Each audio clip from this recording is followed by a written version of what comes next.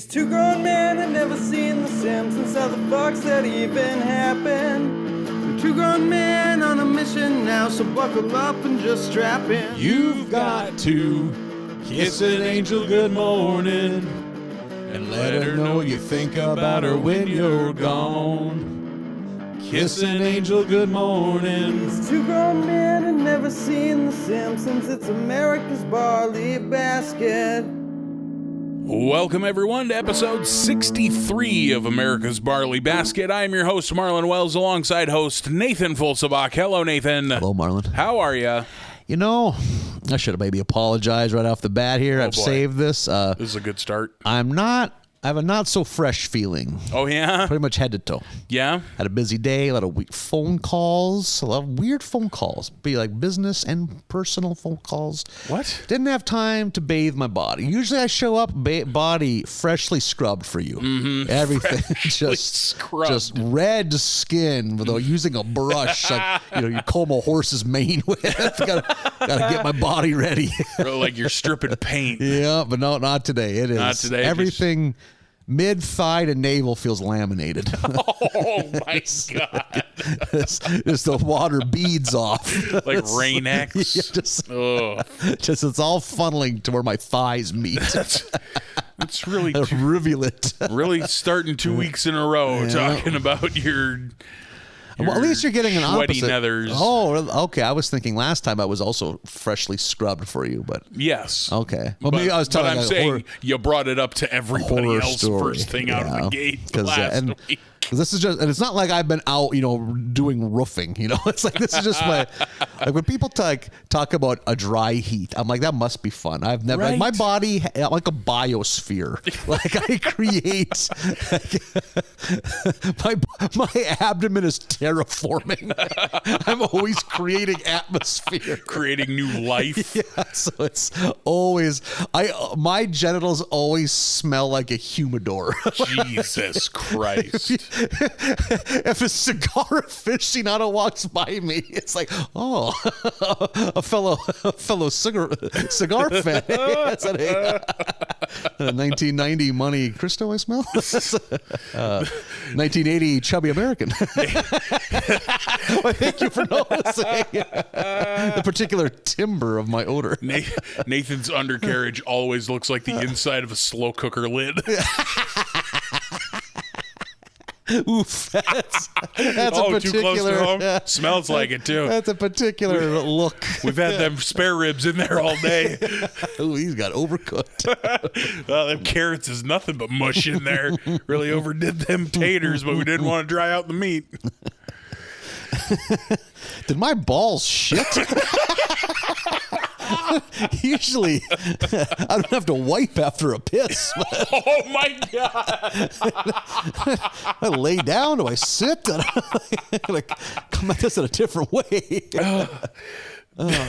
Like a bowl of French onion soup, just a deep, beefy broth with a cheese crust over the top. God, yeah, it's good. Good. We should have laid newspaper down. What a fucking nightmare your body is. What a way to start the podcast. Welcome, everybody, to start again. Yeah. Welcome to episode 63. You can tell I just got done crying. A little winded. Oh, shit. Oh, but yeah, that's where I'm at. I'm just happy your nethers are here, regardless of what kind of shape they're in, I guess. I don't blame you. I'm a moist boy too, but God damn, Moist Boyz. You sure do volunteer your humidity. I think it's good to let people know. Yeah, they're not alone. You really. There's some damp boys out there that are just bashful. Get it out there. Yeah, you're really claiming That's the pheromones. You got to get them pheromones. Rub it on a door handle. You walk into a club. Just put it on the glass for a moment. Put your aroma out there. See who's into it. You're putting your dirty bare ass against a glass door, sir. It's cool. I'm trying to date. I'm trying to meet the one. I'm looking for a spouse. Call a fucking hazmat team down here to clean this door. You just gotta call corporate. Just tear the whole wall down. We'll rebuild. Sir, you can't come to this Arby's anymore. All taking place in the Arby's. Hang out in the ditch by the interstate. We'll have someone run it over to you. We can't lose you as a customer. They apologize. They crunch the numbers. They somehow get your landline. Hey, is this Mr. Listen, we made a big mistake. That manager's been laid off. Listen, we apologize. In the last 2 weeks, our beef and cheddar sales have gone down 60%. We can't take the hit. Confounded by how many curly fries you eat in a month. I think it's come up before. Not a curly fry guy. Not a fan. Don't like them. I am only a curly fry guy in fast food. I can't think of a time I've ever ordered a curly fry in a restaurant, like a sit down. I don't know that restaurants have curly fries. Yeah, I just was somewhere like a bar that has multiple tater options. Okay, I've seen sure. it. Like, if I'm gonna upgrade from French fries, it's either gonna be tots or waffle fries. I am definitely, who could be a hot taker, I think sweet potato fries are a dud. I don't get it. I don't get the desire.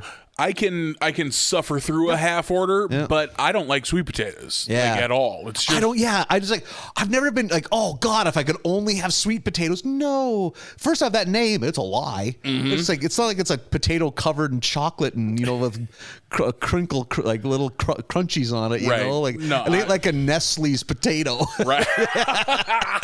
It's not you're not going to find a Reese's potato cup one of these days. Is there nougat inside? Nope, just potato. Yeah, sweet potatoes are bullshit. Sweet potato ain't nothing but a weird carrot. That's all it is. I'm not into it. But also, almost broke the podcast up over your enjoyment of, you like a thick. God, yeah, man. Now we're talking. See, that gets too close to baked potato territory, and I won't have it. Oh man, give me a fat fry, baby. Give me you like a JoJo fry. You like a wedge?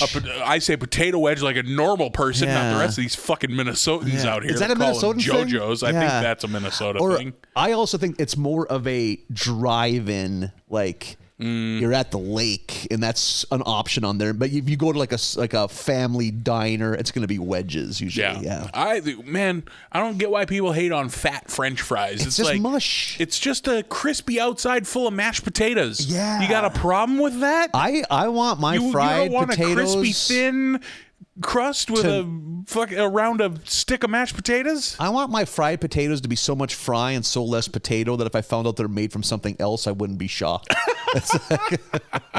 Well, these are just some old Cheetos we swept up out back. Delicious. I'll have more. No, I like a fat fry, which I think that puts me in the minority. Oh, certainly. I think a lot of people are into the shoestring, the skinny Crispies, the McDonald's fry. Not me. Give me a fat ass steak fry. I think the best fries are like at a sit down mom and pop burger joint, and it's crinkle cut. Yeah, I like a good crinkle cut's a fat fry. Fatter, but they can be too fat, and then I'm like, meh. Nah, give it to me fat, baby. I like the girth. Give me the thick. You walk in, it's a tiny jean shorts and a half tee. Ooh. Do a little hand clap. Click your heels. I hear you got fries around here that are really going to blow me out. That's what I'm looking for. Blow baby's back out. The lady panics, throws the register at you, and runs to a panic room.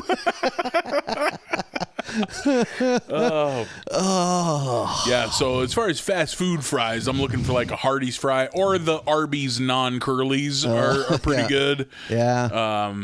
I like a fat fry. Pre-outlawing of trans fats, BK's fries are my favorite, but they busted up that hole. They ain't the same. No, they need that poison. Their tots there are pretty good though. Oh, no tots at BK though. You thinking maybe the onion rings? No, I'm thinking of they do have tots, but at breakfast. Oh, BK, yeah. Underrated breakfast game. Take it over McDonald's any day. Yep. I want little tots more than the big hash patty that you get at McDonald's. Oh, for sure. Yep, thank you. Hash patty. We are definitely a minority here. Shit. Yep. I mean, I will enjoy it, but I was like the whole time I'd rather have a little bag, a little mini breakfast tots. That being said, I fucking love hash browns. Like if I'm at a steakhouse and you get the 11 options of potato, hash browns. I have grown as an adult to appreciate hash browns. As a kid, never. I thought hash browns was like punishment. Like, what? I think I as a kid always thought hash browns were an adult food. Yep. It's like, oh, this is dad. This is a dud. Like, You got this over French fries? Yeah, exactly. Yeah. I was the kid trying to order a chicken burger and tots at 9 a.m. The rare occasion we're on a vacation. Like, yeah. You ever fuck with a shrimp burger at some of these small town cafes? Shrimp burger? Man, you gonna tell me you never had a shrimp Never burger? even heard of it. What? A shrimp? Shrimp burger is a fucking staple of the all of our food comes in frozen. We don't make any of this shit small town cafe. Like, and it is what it sounds like. It's a fucking, we blended up all these shrimp the way you would a chicken nugget. Yeah. And then it's a breaded frozen patty that they throw in the fucking deep fryer. You've never really? I've never even seen that on a menu somewhere. What? Man, we used to, my grandma would fuck up shrimp burgers all day. I like the sounds of it. Yeah, if we were anyway, it's a chicken patty but shrimp. Yeah, you I know? like fish witches. See, I never. Oh, really? Not really a fish patty guy. Oh, really? See, I totally am. Yeah. There's something about the disconnect between. Because I think it's because we did a lot of fishing as a kid, and there was the disconnect of like, oh, you have real fish at home. Yeah. Like, why do you want sticks? Because it's fried. You can fry a regular fish too. I learned that fish sticks are not all created equal, but if there's the right brand of trash fish sticks, is one of my favorite trash meals. Yeah. God, give me a plate heaping with really crispy, crumbly fish sticks and a big thing of Miracle Whip. Fuck, that's a night, brother. I'm a cocktail sauce person, but really? Okay, yeah. I like horseradish, so that just, that's kind of in the same vein. Yeah. Or a tartar sauce. We got to get you a shrimp burger, dog. I am with you on this. Oh, man, a shrimp burger and some fucking cafe fries. That sounds very delicious. Yeah. And yeah, we are definitely in the minority when it comes to Burger King mini tots over the hash patty at McDonald's. Yeah, fuck that hash patty. Yeah. It's like hollow but full of grease. Yep. Like, it's like liquefied in the middle. Like, you could if- ruin a pair of dress pants eating one of them. Like, I think the only thing on the McDonald's breakfast menu that I can go for is the McGriddle, because it's just such an abomination. It's just like, oh, these sweet pancakes. We have killed God. This is what we have replaced. I like a McGriddle, and I like those garbage ass little breakfast burritos they have that are like they're barely bigger than your thumb. You can eat 40 of them if you want. Ever enjoyed a breakfast burrito? Like, I mean, at a drive-thru, that's more of a gas station mistake food that I used to fuck with in high school. See, if I'm in any drive-thru that offers me a breakfast burrito, I'm eating a breakfast burrito. Shit, BK breakfast burrito, amazing. Sonic breakfast burrito, top of the fucking game. I've heard Sonic breakfast. McDonald's breakfast burrito, totally fine. I love a breakfast. I would prefer a breakfast burrito over a burrito any day. Really? No, I can't go with you there. Keep your bean, and don't get it twisted. I'll fuck up one of those too. Yeah. But I'll take a breakfast burrito over it. One of my favorite slices of burrito is the family pizza place burrito. It's almost like there must be some kind of weird peer pressure thing in the pizza game that you gotta throw a few Mexican things on there, and they're always a deep fried fucking torpedo shell, just super deep fried with a mountain of iceberg lettuce and a dollop of sour cream, and I will fuck it up. Burritos aren't deep fried. Yep. That's a chimichanga. Like, they don't even have their foods right. Yeah, but you see it. If you go to any small town mom and pop pizza place. What's that fucking mom and pop pizza place we always stop at when we do comedy up in your neck of the Denny's woods? Pizza Inn. Denny's? Mm-hmm. Denny's, like, they didn't realize that there was already a restaurant called Denny's? The original owner's name was Dennis, and he's just known as Denny. Hey. Yeah. So I guarantee in the late 70s in North Dakota, no one knew what a Denny's was. That place, fucking top tier baller pizza. Mm-hmm. I was thinking we're going to be coming through there this weekend. I might have to give some of the young comedy boys a slice of that pie. Yeah. You gonna rephrase that? Nope. Okay. All right. On the record. Oh, Nathan's out here showing boys his pie. It's that place rules. Gets fucking Not Hush Puppies, but what's the other one? Like corn bites. Yeah. We need an appetizer before getting a pizza the size of the hood of my car. Yep. We're doing it. Yep. We couldn't take this home with us in the trunk. Oh, I'm stuffed. Here comes a 4x4 pizza. Yeah.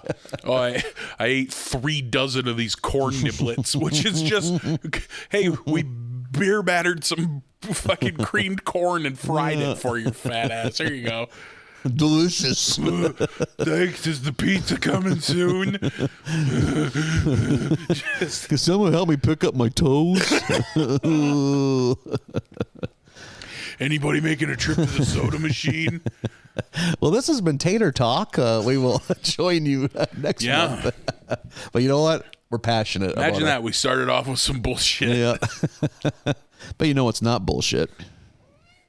If you say The Simpsons, I'm not 100% that I'm on board with you, judging by this week's set of episodes. I will say I maybe agree with you, but I thought that we're at the end of season 14. Yeah. I like this end. I like these last 2 season 14ers. Season 15, meanwhile, troublesome. We're going to have to wait until we get into it. I'm having trouble pulling stuff straight off the top of my head, but I remember thinking that much like last week, we had sinkers and floaters in this one. A few too many. I don't even know which is the preferred. Do you want a sinker or do you want a floater? You want a sinker, right? You want right. Out of sight, out of mind. You don't want a floater. I think we might have 1.5 sinkers. That's a troublesome batch. But we're at episode 21 of season 14, The Bart of War. Episode starts with Bart and Milhouse watching South Park. A direct at the throat South Park reference. I think South Park has to see this as a victory. Yeah, they finally absolutely. Get to admit that, you acknowledged us. Mm-hmm. It's like if Coke ever got to the point they had to mention Pepsi in an ad. Yeah. If you watch, Coke never mentions Pepsi. Pepsi mentions Coke all the time. Pepsi is the superior product. Oh, man. Well, guys, this has been a good run. Just watch the rest of the episodes on yourself. I prefer Diet Coke, but Diesel Pepsi. Oh, boy. Okay. Well, moving on. I feel my blood pressure spiking. You need a Diet Coke? I got one. Oh, funny, as much Coke as I guzzled in my life, Diet Coke, I find any Diet Cola repulsive. Really? I could fuck with a Coke Zero. But sure. It's just whatever fake. They just use a different fake sugar poison. Yeah, just a different poison. I prefer poison. the fake sugar poison of Coke Zero versus Diet Coke. Oh, man. You give me fucking 4 Diet Cokes in a row. 2/3 of my mom's friends consisted solely of Diet Coke and Marlboro Lights. Oh, yeah. I'm an early 50s woman for sure. In our house, the only pop we ever had was Diet Coke or Diet. And I don't know, like, I think my mom just did it to torture us. Like the one beverage I did not want to fucking drink. I remember there was one guy in our town, like in the entire town, who drank his pop of choice was Diet Mountain Dew, and he caught shit for it for like 50 straight years. Really? Yeah. That's just an idea of how little you had to do to be an outcast in our town. Man, yeah. Hoss is here. He wants a Diet Mountain Dew. You tell him to go fuck himself. Like, no shit. Yeah. You know, diet. I think there's probably enough diabetics. People's feet were falling off. So I think everyone kind of just agnowledged, the Reaper comes. I don't think anybody in my town lives long enough to get diabetes. So yeah, like now that I think about it, almost you hit a certain age, it's just Diet Mountain Dew. You don't see it. Huh. I would say if you go to a gas station in my hometown, it's more Diet than Diesel. Huh. Not in our town. You get that fancy Diet Dew out of here. I am a Mountain Dew no sugar man. That's been my diet soda revelation. If I want some bubbles, I often go Mountain Dew no sugar. Yeah, I like the zero. I like the Baja Blast one and the Melon Mania one in particular. Oh, there's multiple options. I did not know this. Yeah, get you a watermelon flavored Diet Dew. Pretty solid. Change things around. The real fucking Mountain Dew superstar. Next time you're gonna allow yourself a full diesel soda, if you can find it, Mountain Dew Baja Flash, which is a pineapple Mountain Dew. Oh, really? That will It's like, I don't fucking take one of my feet. I don't care. I'm going to drink all of these. It's so fucking good. See, I have only dabbled in the Mountain Dew varieties. I'm more of a traditionalist. Oh, really? I like Mountain Dew. It has to be fountain on ice or a cold can of Mountain Dew. Not me. I'm a Mountain Dew slut. I'll fucking room temp flat bottle. Code red, that weird orange, the white one. Give it to me any way I can get it. Just cram all your weird Mountain Dews in all my holes. Just the syrup water down my face holes. Give me the poison. So again, the boys are watching 5 seconds into this South episode. Park. Again, throwing some shade at South Park. Do they though? Yeah, I feel like they don't really. I feel like the only joke they make is like, I don't know how this show managed to stay relevant after 40 episodes. Yeah. And I don't get, is that a joke that their seasons are shorter? Or I think it's a joke at them. At themselves? But I think it is kind of like just like how violent and crass it is. Yeah. There's people like dying immediately and stuff. Like we see some The Simpsons animators animating South Park, which is it's fun to see. Yep. And like, isn't O.J. Simpson just starts killing everyone? Yeah. That's like not that good of a joke. No. And maybe that's the joke that the Simpsons are making. At this point, South Park's superior show. Yeah. So that's a quick just thing that's there. Then just kind of a tool so Marge can go there and commandeer the TV, make the boys go outside. That leads them to sneaking into Flanders' house. And they really have a lot of fun. And there's a great line where Milhouse goes, "Sometimes I wish a cat would eat me." Yep. Just like, Jesus, Milhouse. I'm loving sad Milhouse. I'm loving it. So they immediately are raising hell in the Flanders' house, causing all sorts of trouble, but things really get kicked up a notch. They kind of stumble upon that almost like a Beatles shrine. The fucking Beatles are back. Yeah, exactly. I did like a lot of the merch, though, the very silly Beatles merch. Yep. They portray the Beatles the way Kiss actually is. Yep. Yeah, exactly. Like they're playing it up, or if that was a Kiss fan, that would all be real. Yeah, things those would be purchase. real products that Gene would sell you. Yeah. So they also managed to ruin the Beatles shrine, which they fucking totaled this man's house. Like, that's a felony. They just committed a felony, and they're discovered and they're punished. I think the cops come, and it's a real scene, and they're forced to go in like some kind of community, like children groups. Yeah, it's not quite like they're not serving a community service, but like Marge essentially says their punishment will be constant supervision, so they're forced to join these youth groups. Yeah. Bart joins the preteen Braves with Ralphie Wiggum, Nelson Muntz, and thanks to Wikipedia, the round-glassed kid with the dark curly hair. Oh, does he have a name? Database.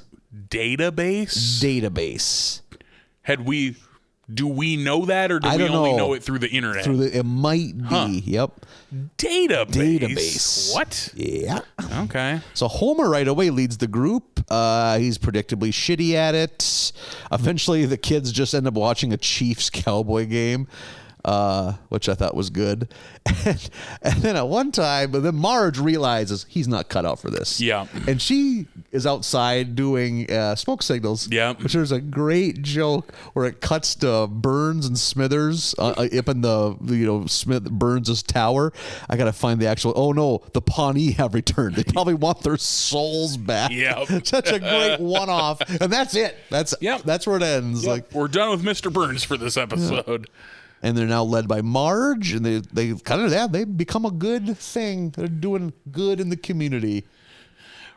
Racially real problematic. Oh boy. Boy, howdy. Especially the Homer stuff. Yeah. A lot of hey, how are you? Hey, how are you? Type jokes. Yeah, a lot of real rough Native American shit in this episode. We've mentioned before that this show, not a lot of yikes in this show, like you might expect. Not as many yikes as we had 4 or 5 seasons ago. Right. How is it getting worse? Yeah, exactly. Is it the South Park influence? Or that the men that are writing this are now 70. Think of it that way too. True. Yeah. Maybe that's it. Yeah. There's a lot of bad shit in here. Yep. But they are doing much better. As far as the boys aren't being shitheels anymore. I will say that the The racial stuff may have gotten better. The gay stuff is still yikes. Yeah. Although we just did that episode last week where he moved in with those two gay guys, and other than the one makes a pass at him, it wasn't too bad. Like a little stereotypical, but not like hateful. We have one coming up in this batch that's backpedals I'm trying to remember it. You'll remind me. Yes, please do. So again, the preteen Braves are doing all sorts of good in the town, but they realize their rival is the Cavalry Kids, led by Milhouse. They're also doing all sorts of good in the community, so they become like rivals in community spirit. So it's like they're each trying to outdo each other with the good that they do in the community. Yeah, the Milhouse refers to the Cavalry Kids as, quote, the bad boys of non-denominational youth groups. Yeah, that was which good. I got a big laugh out of. Yeah. And they both enter a contest to see who can sell the most candy for some kind of civic thing. And the Cavalry Kids win the prize. Whoever sold the most gets to sing the national anthem at a baseball game, despite the Braves having filled the candies with laxatives, which the swerve there is the people at the retirement home will love it, so they can finally shit without crying. You ever fuck around with laxative as a prank? Nope. I feel like that's a classic TV or movie thing that I've never seen. It happened at a workplace I was at. Really? Yep. Guy shit himself inside out. Like, oh fuck! I shouldn't have put that. It was like, hey, quit eating the shit that gets left that's got my name on it. Like whatever, and fucking loaded up some brownies, and whoever it was shit themselves half to death. Like, good. Fuck them. Yep. Don't eat shit with somebody else's name on it. Without rules, there's chaos. Yep. You deserve to shit yourself dehydrated. So the Cavalry Kids win the contest and sing their own version of the national anthem, which I'm sure would go over pretty well today. You know, and a national anthem take that's like mean-spirited and childish. Yep. Oh, yeah, bold choice by the Cavalry Kids. And the crowd becomes enraged. I'm sorry, I missed a very important part of this. They were able to get Milhouse's dad off the beaten path. Yeah. And they replace them. The Braves do, dressed as the Cavalry Kids to ruin their good name. Yeah, Bart puts on those glasses and those big fake blue eyebrows. I'm Milhouse. So now the real Cavalry Kids arrive, and they are pissed. And because of this, they start fighting, and the whole damn stadium just erupts into a old-fashioned Springfield brawl. Yeah. Marge uses the word Donnybrook here, which I really like. Yep. Oh, one of my favorite bits in here. You talk pretty tough for a guy with no health insurance, Homer says to Mr. Van Houten. And he quickly, I'm on federal assistance. Like, and then they go at it. Like that's one-upping him. You right. know? Like, I got a kick out of that. And, God, I just love how sad Mr. Van Houten's life is. That's so good. He's on federal assistance. They get so many good laughs out. Like the show has gotten worse, but there's certain things they've learned to mine for laughter. One is it's Milhouse and his dad. I think it occurred to me that I think they're just making Milhouse more like his dad over time. And I think that's what they're doing, whether or not it's the conscious decision, but like they're kind of becoming the same character. Yeah, that is very well. Any flash to the future we ever see, he becomes his dad pretty much. During this Donnybrook, we get a quick reminder that Luann Van Houten, or formerly Van Houten, is dating a fucking American Gladiator. Still with that American Gladiator. Just a brick shithouse of a man. Which is great. There's this huge brawl, and Marge becomes sad, and she ends up crying, and whoever's running the camera for the Jumbotron catches this.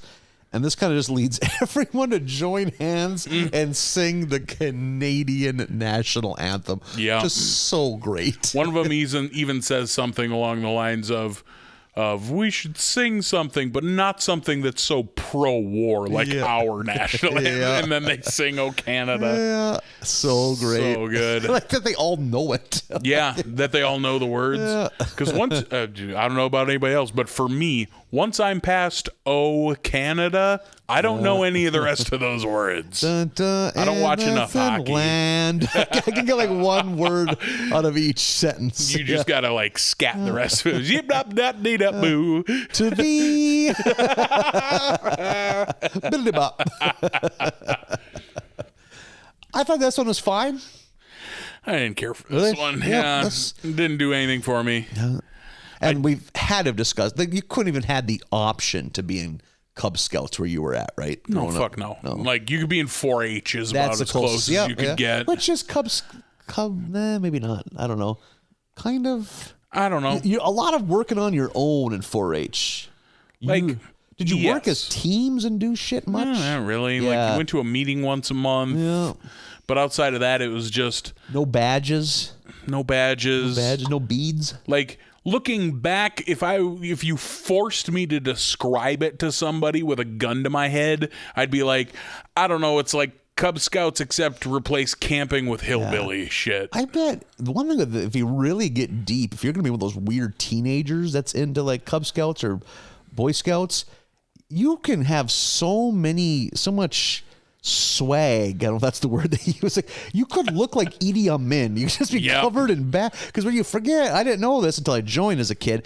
There's the badges, but there's also beads. There's like little leather strips, and you can get beads on them. Each bead equals a good thing that you did. Mm-hmm. You're just looking like a guy, like an early '90s country star. Beads and beads and. I'm into the look. I don't know that I'm into the method, but I'm into the look.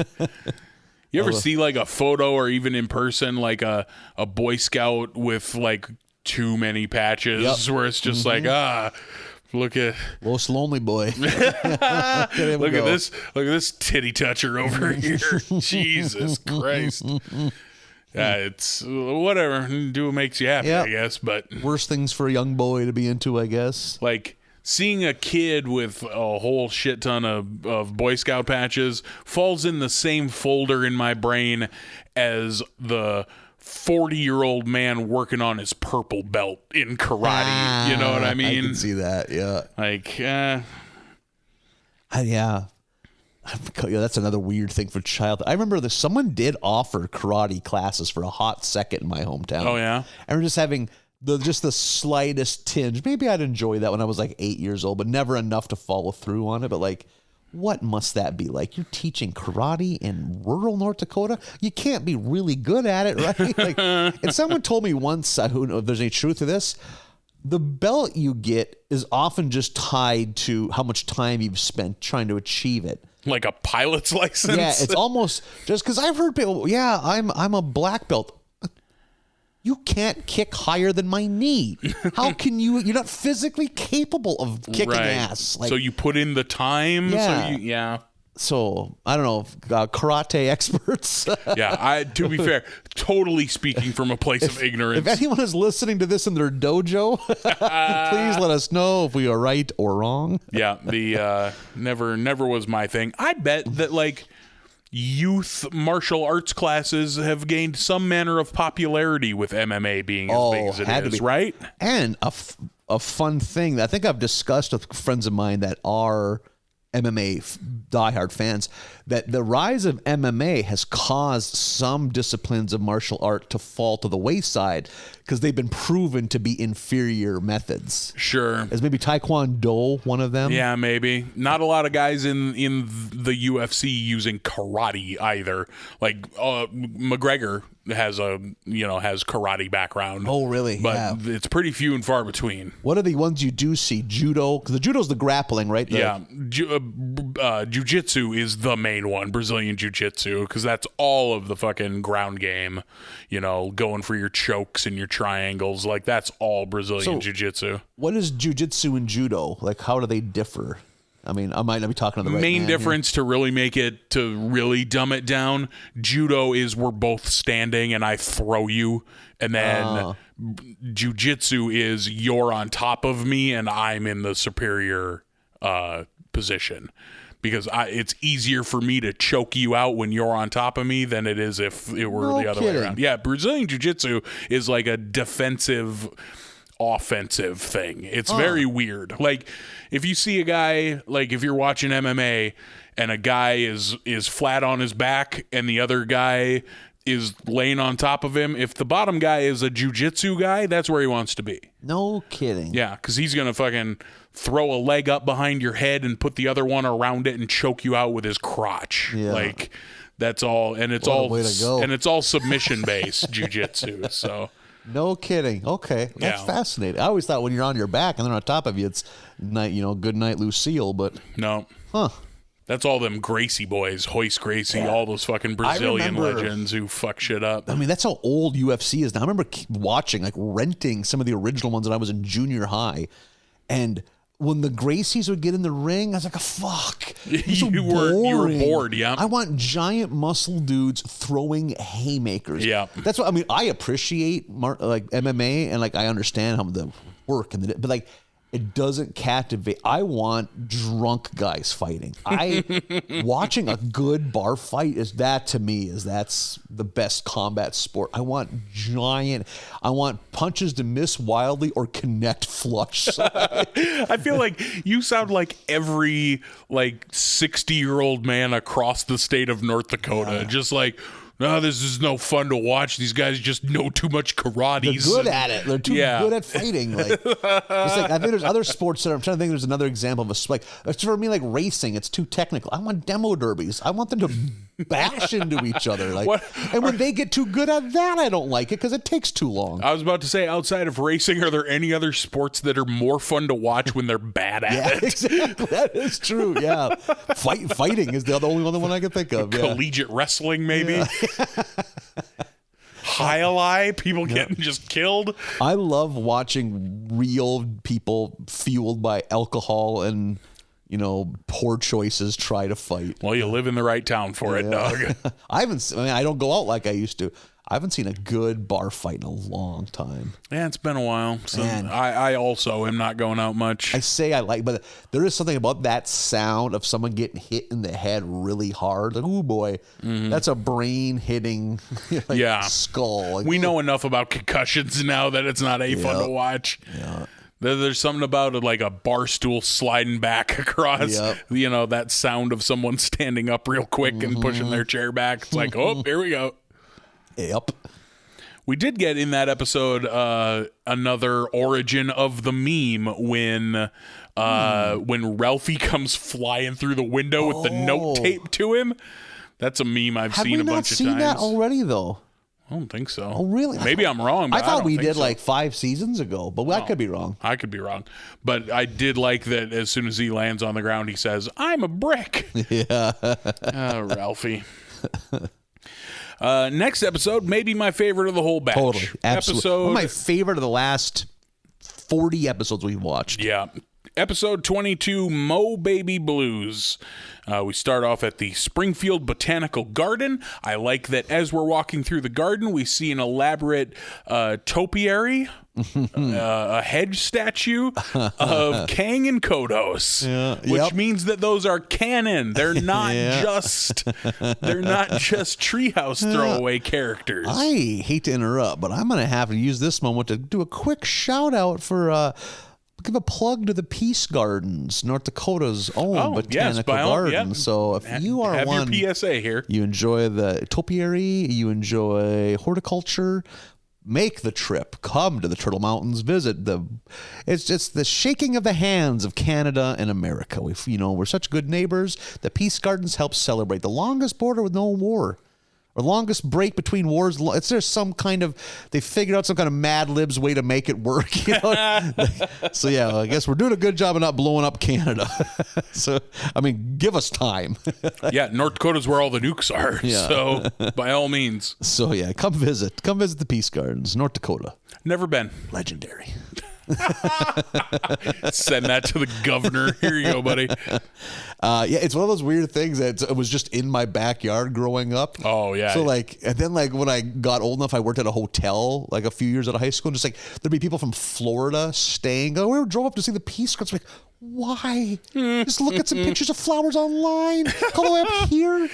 Go to a greenhouse. Yeah. Or there's like a giant it's the International Music Camp. People fly from other countries to come practice music at the Peace Gardens. It's like, yeah, like I've met people. We have a mutual friend that was up there as a kid. It was a big honor to get selected for it. Like, really? Up in the hills where my uncles live?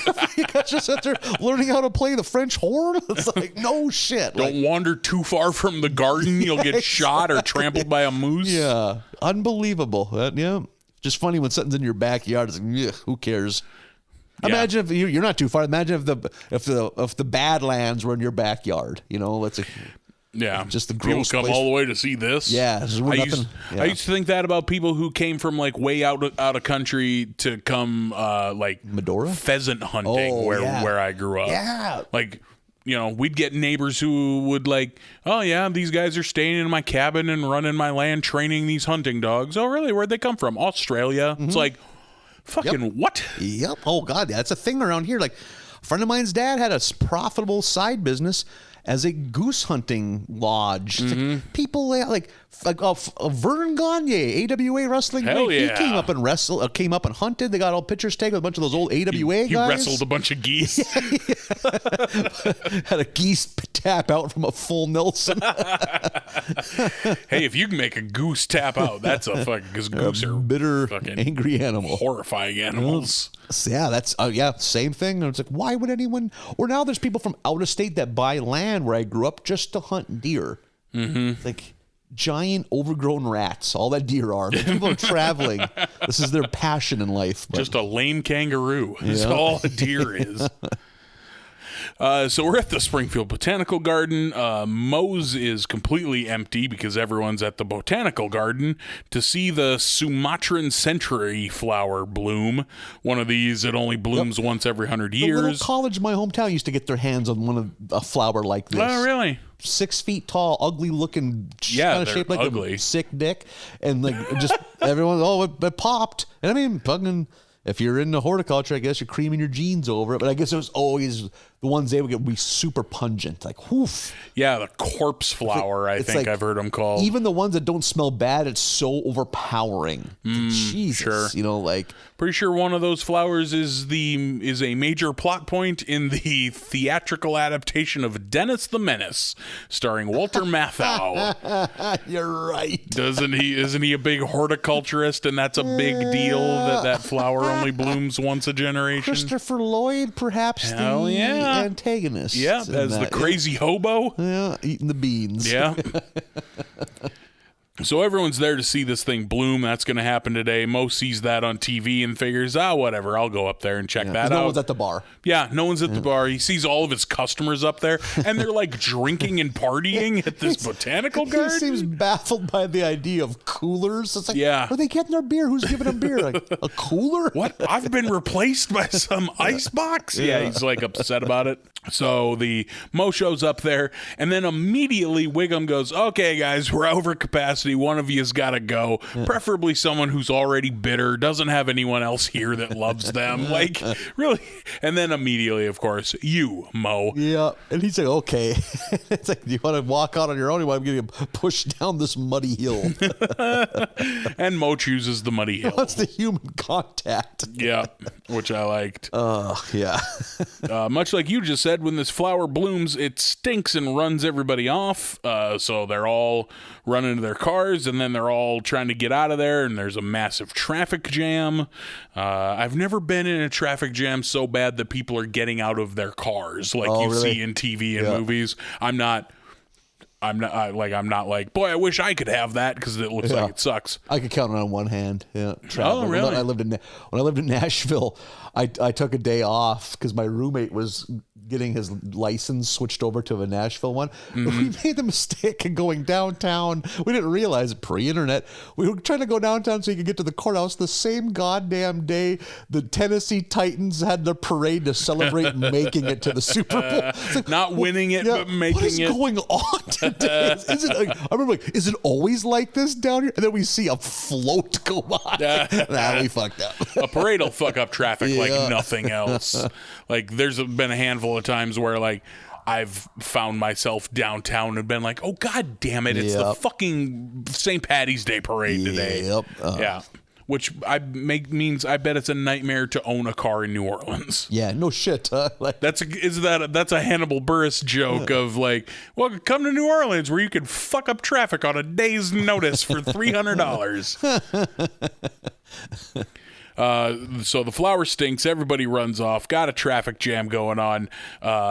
Mo is about to end it all. He's standing on the edge of the bridge, ready to jump off the fucking bridge. And at the same time, Homer rear ends a car so hard that Maggie flies out of her cheap baby seat out through the sunroof and is headed off the edge of the bridge and just lands right in Mo's hands. So Mo, inadvertently a hero. Someone, it's Sideshow Mel, looks over the edge of the bridge and shouts, "That hideous man is a hero!" So good. Oh, my God. We get a little bit of Sideshow Mel making proclamations in this batch. Yeah, he's kind of like got a town crier vibe to him, which I like. Never really have gotten a peek behind the curtain of his life much yet. No, we haven't seen much. For a character that's been... probably season 1 or 2. Yeah, I mean, it was season 1 when Sideshow Bob went away. 1 or 2 early on. Yeah, I'm pretty sure it was season 1. So Mo's a hero. He's getting lots of adulations. Everyone loving Mo. He goes over to the Simpsons, and Marge made him that god-awful ducky sweater. And Mo is so... like unfamiliar with human decency that when she hands it to him, he goes, "What is it, full of chiggers or something?" You ever deal with a bad chigger infestation? What did she say? No, it's just full of gratitude or something like that. Yeah. I once had something. I don't know what it was. It bites. But I don't think they were bug. I remember it was like I was moving home from college. I remember I came home from work and my dad just had the mattress up against the side of the house and he just sprayed it with like Roundup or some. That's a weed killer, so it's probably not that. Some kind of Seven. Powerful insecticide. You know what? I think I just let it air out for a day, put the fitted sheet back on, and went back to sleeping on that. On a mattress full of bed bugs or whatever you full of dead bed bugs and pesticides. I never had a bite after that, like. Never could do math quite right after exactly, that. Like. I feel like we had one summer with a bad chigger infestation. Chiggers, ticks, and no-see-ums. I got a bug spray. If you had all 3 in 1, I got a bad case of no-see-ums. Oh, shit. Must be a Southern thing. I never heard that phrase. Yeah, never heard of a no-see-um. It sounds like a Southern fried name where it's like, that's not actually what they're called. That's what everybody calls them. The Simpsons both have to run off for different reasons. Homer has to get to work, and Marge has to run off to grab Abe, who's switched medicines and lost it. The Swedish are coming. So Mo is left with Maggie for the time being, and he loves it. Maggie and Mo, so wholesome, such a good pair. I like that we get a tea party where Mo has kind of just made Mo's bar, but out of couch cushions. Yeah. And he's like, that fella down there's been giving you the button eye all night, and it's just a teddy bear, and he throws him out. Raggedy Andy? Yeah, Raggedy Andy. There you go. Go on, get out of here. I want to jump back quick, but I like during the scene where everything's chaotic and it ends with Mo being left with Maggie. Homer is on the carpool with Smithers and Burns, and Smithers drives like a piece of shit hatchback. That's how Burns gets to work. Yeah. His Chevy Citation or whatever it is. My grandpa used to drive a Citation. My grandpa had a Citation. Really? Yeah. Citations were the one where Chevy, they were put together with such haste, they didn't realize until the very end that they didn't have room for a stereo. So the stereos are tilted at a 90-degree angle. You know how it should be a long horizontal bar? Yeah. They're a vertical bar and not meant to be read vertically. Just had to make a hole in the dash wherever they could. That's funny. And with Citations, they had it set up with certain models. You could take the rear axle off and use it as so you could hook a trailer to it. It was something just the front wheels would be. The most could not be safe. Like and they pushed it in their early advertising. I'm sure a dozen people died the first weekend trying to do that. Like, no, don't remove the back axle of a fucking car, man. Like, would the Citation would that have been Chevy's answer to the Pinto? Kind of. Was that reactionary? So. Yeah, I mean they might have had a couple models, but it was just reactionary to the slow climb of the import. Sure, Volkswagens and Hondas and Toyotas and Nissans. They were all reactions to the Japanese car manufacturers with their light fuel efficient cars because we had gas shortages. Yeah. I once rode in my I haven't thought about this in fucking forever. I was probably 6 years old. I rode in my grandpa's Citation along with my grandpa and I think my mom. The probably 40 minutes from their farm to ours with a fucking Holstein calf in the back of that Citation. Really? Yeah, in the back of the hatchback because that was going to be my 4-H cow that year. They should have put that in the advertisements that a calf can ride comfortably. And it was like mom and grandpa sitting up front, me and this bovine in the hatchback because somebody had to stay back there and like keep her calm because she's a cow or a calf in a car. So I'm back there just petting this furry cow all the way home. Yeah, that should have been in a Citation ad for think sure. about it. If people from the big city, not even the bigs, like St. Louis, were taking a trip to Glacier or Yellowstone and they saw you guys at a gas station, they would have their kids kneel by the car and take a picture with you against your will. Absolutely. It's like, look at these hill people that it's like us seeing the Amish. That's what our childhood would be to others. Oh God, that is what it is. Look at that. Like, yeah, I had to ride with that calf all the way to our house. You weren't going to hook up a whole horse trailer just for one calf. Throw her in the Citation. Marlon will keep her company. Opening the door, slapping your thigh, and a calf just hops into your car like it's Dino from the goddamn Flintstones. I don't remember if that was Siren or Lace. Had a lot of American Gladiator named cows back in those days. Oh. Everyone else was saying Kumbas. You're saying Nitro. Yep. We had a Nitro and a Tower Malibu. And a Saber and a Storm and a Joy and a Siren and yeah. Tower. There was a time there where the folks let Marlon name all the animals.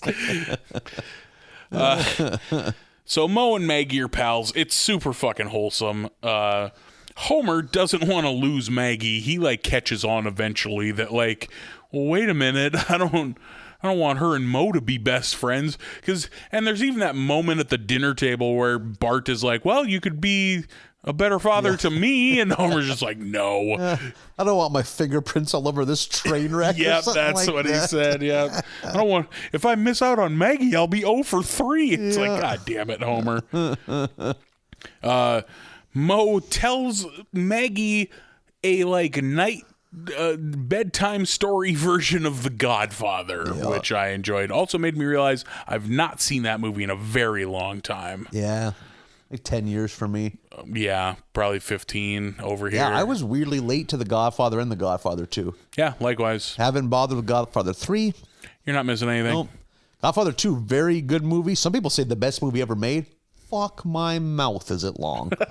Jesus, it's good. It's captivating, but it is. I think it has an actual intermission in it. Yes. Those movies, man, like, they're both good movies, but God damn it, are they long and dry and give me Goodfellas any day. Goodfellas is more fun. Yeah, Casino is more fun. Yeah, not everything needs to be goddamn art. Yeah. So Mo is telling her the story of The Godfather. We have Maggie's birthday party. We don't get a lot of birthday parties because the kids don't age. Yeah. So I was like, oh, we got a birthday party. I'll be damned. It's Maggie's birthday party. Mo is killing it. Homer's being a shithead. With that like toy that he made of the bar. And then the characters talk. Yeah. What does Homer's little character say? It's Something about peeing his pants. Yeah, or, like, oh, but he says it like a child, like, oh, I pee-peed, or whatever he says. Homer was something like, I thought we said. Yeah, he goes, you recorded that? I said that in confidence. Yeah. Yeah. God, the first half of this episode, I was laughing a lot. I didn't get a ton of laughs, but I was like, this is a feel-good episode. Yeah. This is a very wholesome episode. I liked earlier when he doesn't know what to do to like entertain Maggie, so he dislocates his shoulder and lets his arm dangle. Oh, so gross. Took a lot of years for me to do that without screaming. Still hurts though, as he's waving it around. Just wincing in pain. Mo finally, though, goes a little too far when he has his own security camera and baby monitor placed in Maggie's bed. So they're like, yeah, we're not okay with that. And tell him, hey, you can't come over here anymore. And Mo is, of course, a wreck. And then Maggie, one night, overhears Fat Tony and his mobsters outside of her window, and she knows the Godfather, so she just goes like, oh, Italian men, and follows them. Yeah. Jumps out of the window and follows them. If I wasn't so engaged in this episode, this would have been like one of those kind of bridge too far moments. Like, really? But that like Maggie like follows them around town. But I was like, I'm into it. I like this episode so far. So yeah. The Simpsons find that Maggie's missing. They assume, of course, that it was Mo who came and kidnapped Maggie, so the cops raid Mo's very sad house. The case of the missing ham is solved, boys. Yeah. Well, we're done here. Yeah. The cops are so useless. I like to, they're like, Mrs. Simpson, do the mafia members ever congregate outside your house? Yeah, like, yes, all the time. Sometimes I bring them lemonade. Yeah. God, that cracked me That was very funny. They're having a standoff with some rival mobsters down at Luigi's. Always love to see Luigi's. Yep.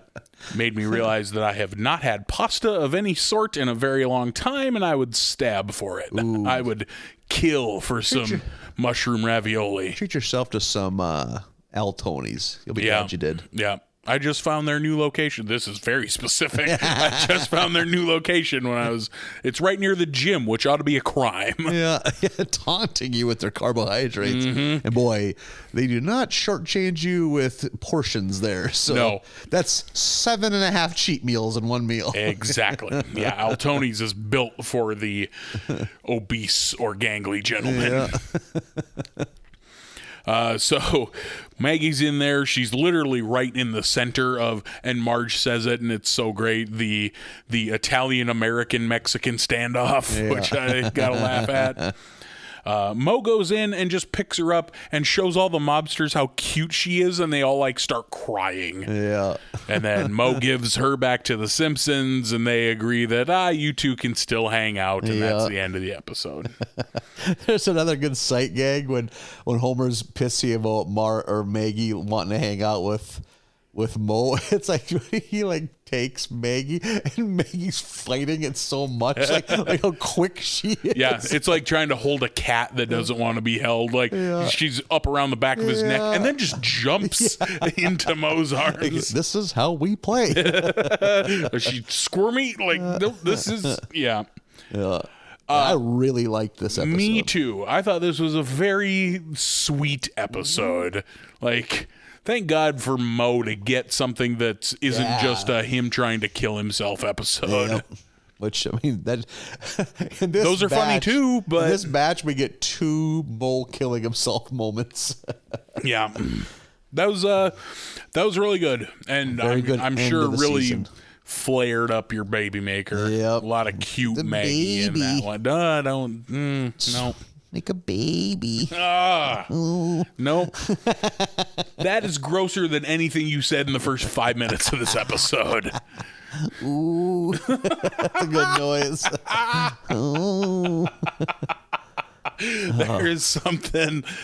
I just imagine your life if there was a smaller you just bumping into everything. That's so hard to imagine. It sounds awful. I don't want that. Just casually grabbing things off the shelf and just looking at you as it pulls it off the shelf. As it destroys things. Yeah. No. Food now. You ate 2 minutes ago. I already have a cat who does that. Like, except when a cat knocks the TV remote off the coffee table, it's adorable. You're like, you little shit. Yeah. You can just use a squirt gun to get a cat to get in line. That'll work with kids. Squirt them all day. Although, has anyone tried? Has anyone tried to train a kid the way you train a cat? Just putting tape down everywhere and having squirt bottles? Just use a laser pointer to get him to run into the room and shut the door behind him. No, down. Just squirting a toddler. I bet that'd work. This is why I shouldn't have a child. Okay, it's all adding up. Because honestly, I think that's a pretty decent idea. Like, maybe not the best I've had, but I would give it a try. It's worth beta testing. Yeah. Get a super soaker and get your fucking kid in line. So we are in season 15. Boom. Doing it. Debuts November of 2003. Where are you at in November of 2003, Marlon? I am about 2 months into my first semester at college. Oh, really? In Moorhead, Minnesota. Okay. I'm a big city boy now.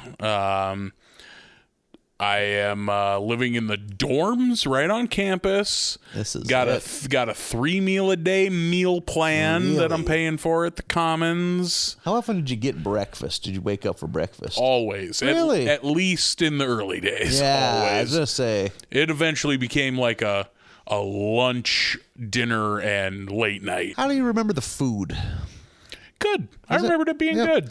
I think I probably would have too. I was never a poo-poo of the school food, even in high school. Yeah, it was fine. Some things I liked, some things I didn't like. You deal. Something's got to be fucking bad for me to say it's bad, especially in the food world. Yeah. And the thing with the food over there was always like, oh, here's the 3 entrees you can pick from, or you can always just get a burger or pizza. Like, you'll always find something. Oh, there's that many options. Okay. I remember being thrilled that they like kept the fucking cereal silos out all day. You eat cereal so fucking much, dude. I'm pretty sure at one That point. sounded like I was really bragging there, bro. You've never seen anyone eat cereal like I do. I'm pretty sure at one point they had to get somebody to kind of monitor the milk dispenser in there though, because people were just bringing in fucking Nalgene bottles and filling them full of milk and taking them back to their rooms. I was thinking like milk t-shirt contest. He's only 17. All the chubbiest boys. Oh God! Want my confused body to confuse you too. These milky boys out here. And then just down the hall from the cafeteria was the Union, where they had a Dance Dance Revolution machine. Oh, dang. Spent a lot of time down there. Kick off my cowboy boots. I was still wearing cowboy boots at the time. There you go. Kick those off. Whip out some jams on the DDR machine. Throw my fucking oilskin leather duster back on. Head back to the dorms. Please tell me you wore the duster to class sometimes. Fucking A, all the time. Oh, that was my like not winter coat but light jacket for years. Would you have unironically wore a Freddy Krueger glove if you had access to it? No. Okay. That wouldn't have been my jam, no. It's just skulking in the shadows. Fake vampire fangs. No. Ah, God damn it. I wasn't that A cape? No. Well, a duster kind of has a cape to it. It has the shoulder cape. I'm going to let my imagination run wild. Sometimes I don't know what I was. Yeah, like that's a good chunk of my adolescence and 20s too. Like I was definitely listening to a lot of new metal still at the time, a lot of Korn, a lot of Marilyn Manson. Black fingernails, come on, give me something. No, I was never a fingernail painter. Damn it. I'm an occasional toenail painter today, like these days. But like, so I'm wearing this fucking cowboy duster and cowboy boots, but listening to this music and like playing DDR all the time. I don't know what the fuck I was doing. A mash of different things. Yeah, brother, it took me a while to get myself figured out. You're an early Napster mashup. I'm just the greatest hits of LimeWire. Like, yeah, and then going to school, I wasn't much of a party kid in college. Nobody could afford to party. Like, you get the occasional 30 stones in the dorms, but Yeah, I was just like fucking playing Halo. I was playing too much Halo. That's what I was doing at this time. I remember a lot of communal, like, okay, I'm out of money, who's not? And then that person would cash out their reserves. Huh. There was a communal feel to our drinking at times, like, in the real broke years. But usually someone would help you out because that was time. But then, then you'd be expected to help people out too. And I just remember at that age doing a lot of $5 cup. Go to a party, $5 for a cup. Scrape up the $5 and get ham bone. I'll bet those parties were happening, but I was not going to them. Yeah, I always remember thinking, like, mathematically, how does this work? Then I had a buddy who was in one of the frat houses we used to party at. He's like, for every one of you, there's like 5 girls that drink 1.5 beers. Yeah. Because he's like, you got to forget, these people aren't like you guys and being here for 9 hours. Right. Power drinking. They have other things to do. They stop and socialize, have 1 beer, maybe 2. They throw their cups in the trash. Yep. And then they're on, like, yeah, you 2 guys are going to drink half of this, but the other half is going to take 100 people. yeah. Oh, man. Yeah. If you looked, because we were drinking hard back then, the amount of shit tap beer we would drink. Like if you saw like a bathtub full of it, you'd say, "Oh, holy guacamole, that's too much beer for 3 boys to drink."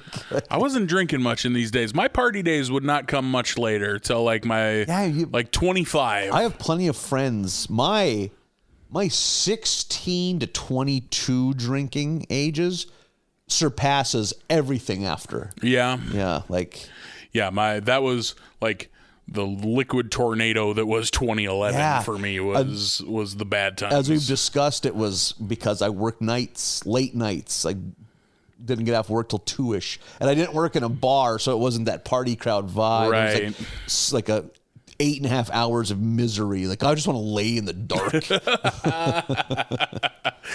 What about where are you in November of 2003? I am now back in Fargo for round 2 of college. Oh. Round three. Oh. Flunked out of Fargo school, had moved back home, did okay for a year in the tiny little 2-year school. And now I'm back in Fargo. I'm at NDSU. And for some baffling reason, I decide I want to be a history teacher. Hell yeah. I realized nearly immediately, you don't want to do this at all. So now Because what do you do with it? Yeah, I just stuck with my fucking academic dick in my hand. Just what do I do now? I got to. And the funny thing was, I was this close to cutting and running because, like, why does this matter? But I was like, you never know. And I did finish. I think I maybe had to drop a couple classes. And then 4 years later, when I finally finished my collegiate undergrad marathon, my advisor's like, I don't think you need another 300 level. I don't see it. And she's like, wait a second. This class you took at NDSU, that will cover this requirement. I was Awesome. like, hey. Look at that. It all paid off. All paid off. I mean, I'm still paying it off. It's never, ever all paid off. Yep. No, and it'll never go away. No, Not bankruptcy nor death will take away student loans. They will bury me in my student loan debt. So the Simpsons, at this point, don't even have to say it. They're on Sunday nights. It's getting to the point now you're getting a lot of the usual suspects of what shows are surrounding them. King of the Hill, Futurama, Oliver Bean. They're still trying to get America on the Oliver Bean train. We do have a couple new shows, one of which, the Bernie Mac show. Oh, I remember the Bernie Mac show. Yep. Pretty vaguely. I was never like a regular watcher. I think it did all right. I think it was supposed to be all right. It was quality, supposed to be good. I think it did all right. It's not like it was on 11 seasons, but it had a little bit of a run. Bernie Mac, a comedian who I kind of just assumed wouldn't be my cup of tea, even though I'm a big fan. But most of my favorite comics are the African American comedians. Yeah. And then I finally saw Bernie Mac. I was like, oh my God, I fucking love this guy. I like Bernie Mac. I don't love Bernie Mac. But like, I don't love a lot of like loud or animated comedians, and he can dip into that pool every so often. But I do like Bernie Mac. Yep. I prefer Patrice O'Neal over Bernie Mac. Yeah. But like if you were to pull from that group, like kind of that Def Jam group, like I would take a Bernie Mac over like a Cedric the Entertainer. Oh yeah, for I sure. would too. I would take him over everyone on the Kings of Comedy. D.L. Hewley might be right, just a step below. I like D.L. Hewley. Yeah, Cedric Entertainer, fine. Perfectly fine. Yep. Steve Harvey, even at that era, that's all I've really ever seen of him. Fine. Just not my cup of tea. But yeah, what if like Cedric the Entertainer's, or I mean, Bernie Mac's like, oh, I'm going to stop and pay attention to this. Yeah, Bernie Mac for sure was the brightest of that Kings of Comedy for that me. era of Kings, even go a little earlier with the Def Jam comics. God damn it. I love Eddie Griffin. I love Cat Williams. I love Cat Williams. Yeah, I don't love either of them, but I'll enjoy. I'll especially take an Eddie Griffin over a Cat Williams. Bill Bellamy had a special that I really liked. That's a name drop. Old MTV VJ Bill Bellamy. And then you got to go earlier than that. I like Sinbad. Fuck yeah, 3 nights ago I watched Afros and Bell Bottoms. It's like Awesome. 1994 special. Sinbad is great. Yeah, that's the one I was like, if someone doesn't like Sinbad, it's like, watch that special, man. Like We've discussed before, Sinbad's Son of a Preacher Man is the first stand-up comedy I ever saw. Just and so was great. blown away. Just like, what is this? Who is he? Is he the president? No, Is he? Yeah, like that's probably the only other person I had seen just talk. Yeah. Like, what, is this a movie? I don't understand. Is this church? Just laying on the floor, shaking and foaming at the mouth. Yeah. Mom has to come running in, put a broom fucking handle. belt in my mouth. The other show that debuted at this time, little something called Arrested Development. Okay. They tried to find a home for that on Sundays because they were always looking for a home for that show. Yeah. Are you a fan of? Fucking the early. I never have even seen the Netflix reboot episodes. Neither have I. The first 2 or 3, whatever it is, only 2 or 3 seasons they ever made on Fox. Yeah. Love it. I think 3. Love it. I really like it. I never came to it till fucking long Yep. after. Like that ended up being a thing that everyone owned on DVD. Yep, that's you would see that block on Yep. everyone's shelf. Yep. I really love it, except I hate the Charlize Theron run that is on there with the Mr. F. It's in season 2. It's god awful, and it casts a shadow over the whole thing for me. Oh, really? See, it's been so long, the plot points are kind of lost on me, so I'd have to. Jeffrey Tambor's so great in that The show. mom, she just passed away recently. Yeah, She's Jessica so Walter. good. There you go. Yeah. I'm curious what is going to become of Archer after this. 'Cause Yeah. she's pretty vital Mallory. part of that. Yeah. What's his name? Will Arnett is so good in that show as my Job. God. So good. It kind of launched his career. Yeah, he's gone on to be a big not star. a young man when that show kicked off, so good for him. Resurrected. What's his name? Bateman. Jason Bateman. Yeah. Teen Wolf 2. But it also gave us Michael Cera, so I can't forgive it. I can't stand Michael Cera. Really? See, Fuck. he's made some things I like. No, something I don't like his face. Really? No, just don't like him. Yeah, he's made a few things that I enjoy. Like, go be meek somewhere else. I don't need you on my television. So we are starting season 15. Come on, real strong against Michael Cera. And I don't care for him enough to defend him. To have an I was like, opinion, okay, yeah. fair enough. Yeah. Season 15, as always at this point almost, it starts with a treehouse of horror. Boom. Did it. I've been waiting all week for that. Yeah. This is treehouse of horror. Will this be 14? 14 Yeah. XIV. So it starts with Bart and Lisa fighting over their Halloween candy, which I do recall as a kid with your siblings. Evolves into a full family fight. It's real aggressive. And it ends with Marge acing Homer with a pistol grip pump. You know? Like, really Trying to be fucking with other people's shit. Yeah. Be fucking with mine. Gets real aggro real quick. I really liked that opening because, like we've mentioned before, these have gotten a little soft on us. Yeah. And this felt like a good return point. to violence that the early Treehouse of Horrors had. Those early ones really caught you out of nowhere because you didn't have a back history of it. So it's like, Jesus, these are rough. Whoa, God, they really fucking cut that guy. Yeah, it was good to see some return to form for the Treehouse. So the first of the 3 shorts is Reaper Madness. We all know what that's playing off of. You ever see that? You ever see Reefer Madness? I think it's nearly unwatchable. Yeah, I haven't either. Old, low I know budget. the gist, yeah. but... And the Grim Reaper comes for Bart. And Bart is the next on the list, and there's a whole commotion. Bart trying to escape. And I did like right before the Reaper can reach Bart, Homer kills it. I like how he goes, "This is for Snowball 1 and JFK." Yep, and smack with a fucking bowling ball. Yeah. After that goddamn Benny Hill sequence. Yeah, chasing him. Yeah. And I was like, "Oh, you killed Death." And it just turns out now nobody can die. Yeah. And this is not a world you want to live in if nobody can die. Yeah. I'm pretty sure that has been explored in like a Twilight Zone. That seems like it would. Yep. I really like the mobsters trying to shoot Jimmy the Squealer, and they're just plugging him full of fucking bullets and he won't die. And him being like, "I gotta call my wife, tell her I'm gonna be late," as he's getting just filled full of bullets. And so what ends up happening is God kind of makes a deal with Homer, and Homer has to become the new Grim Reaper. He gets the one weird skull arm. Skeleton arm. Skull arm would be a little bit different. Just a nub. I like that in your head, every bone is a different type of skull. I broke my skull. Pointing at my toe.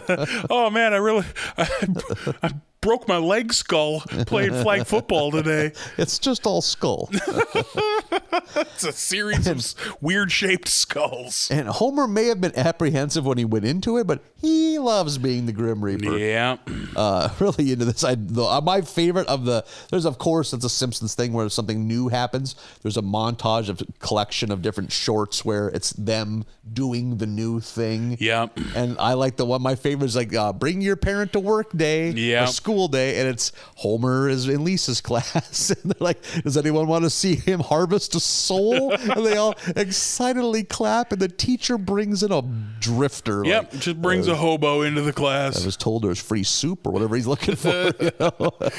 And then it cuts to outside the school and you hear him just collapse and all the children applaud. Yeah, that was good.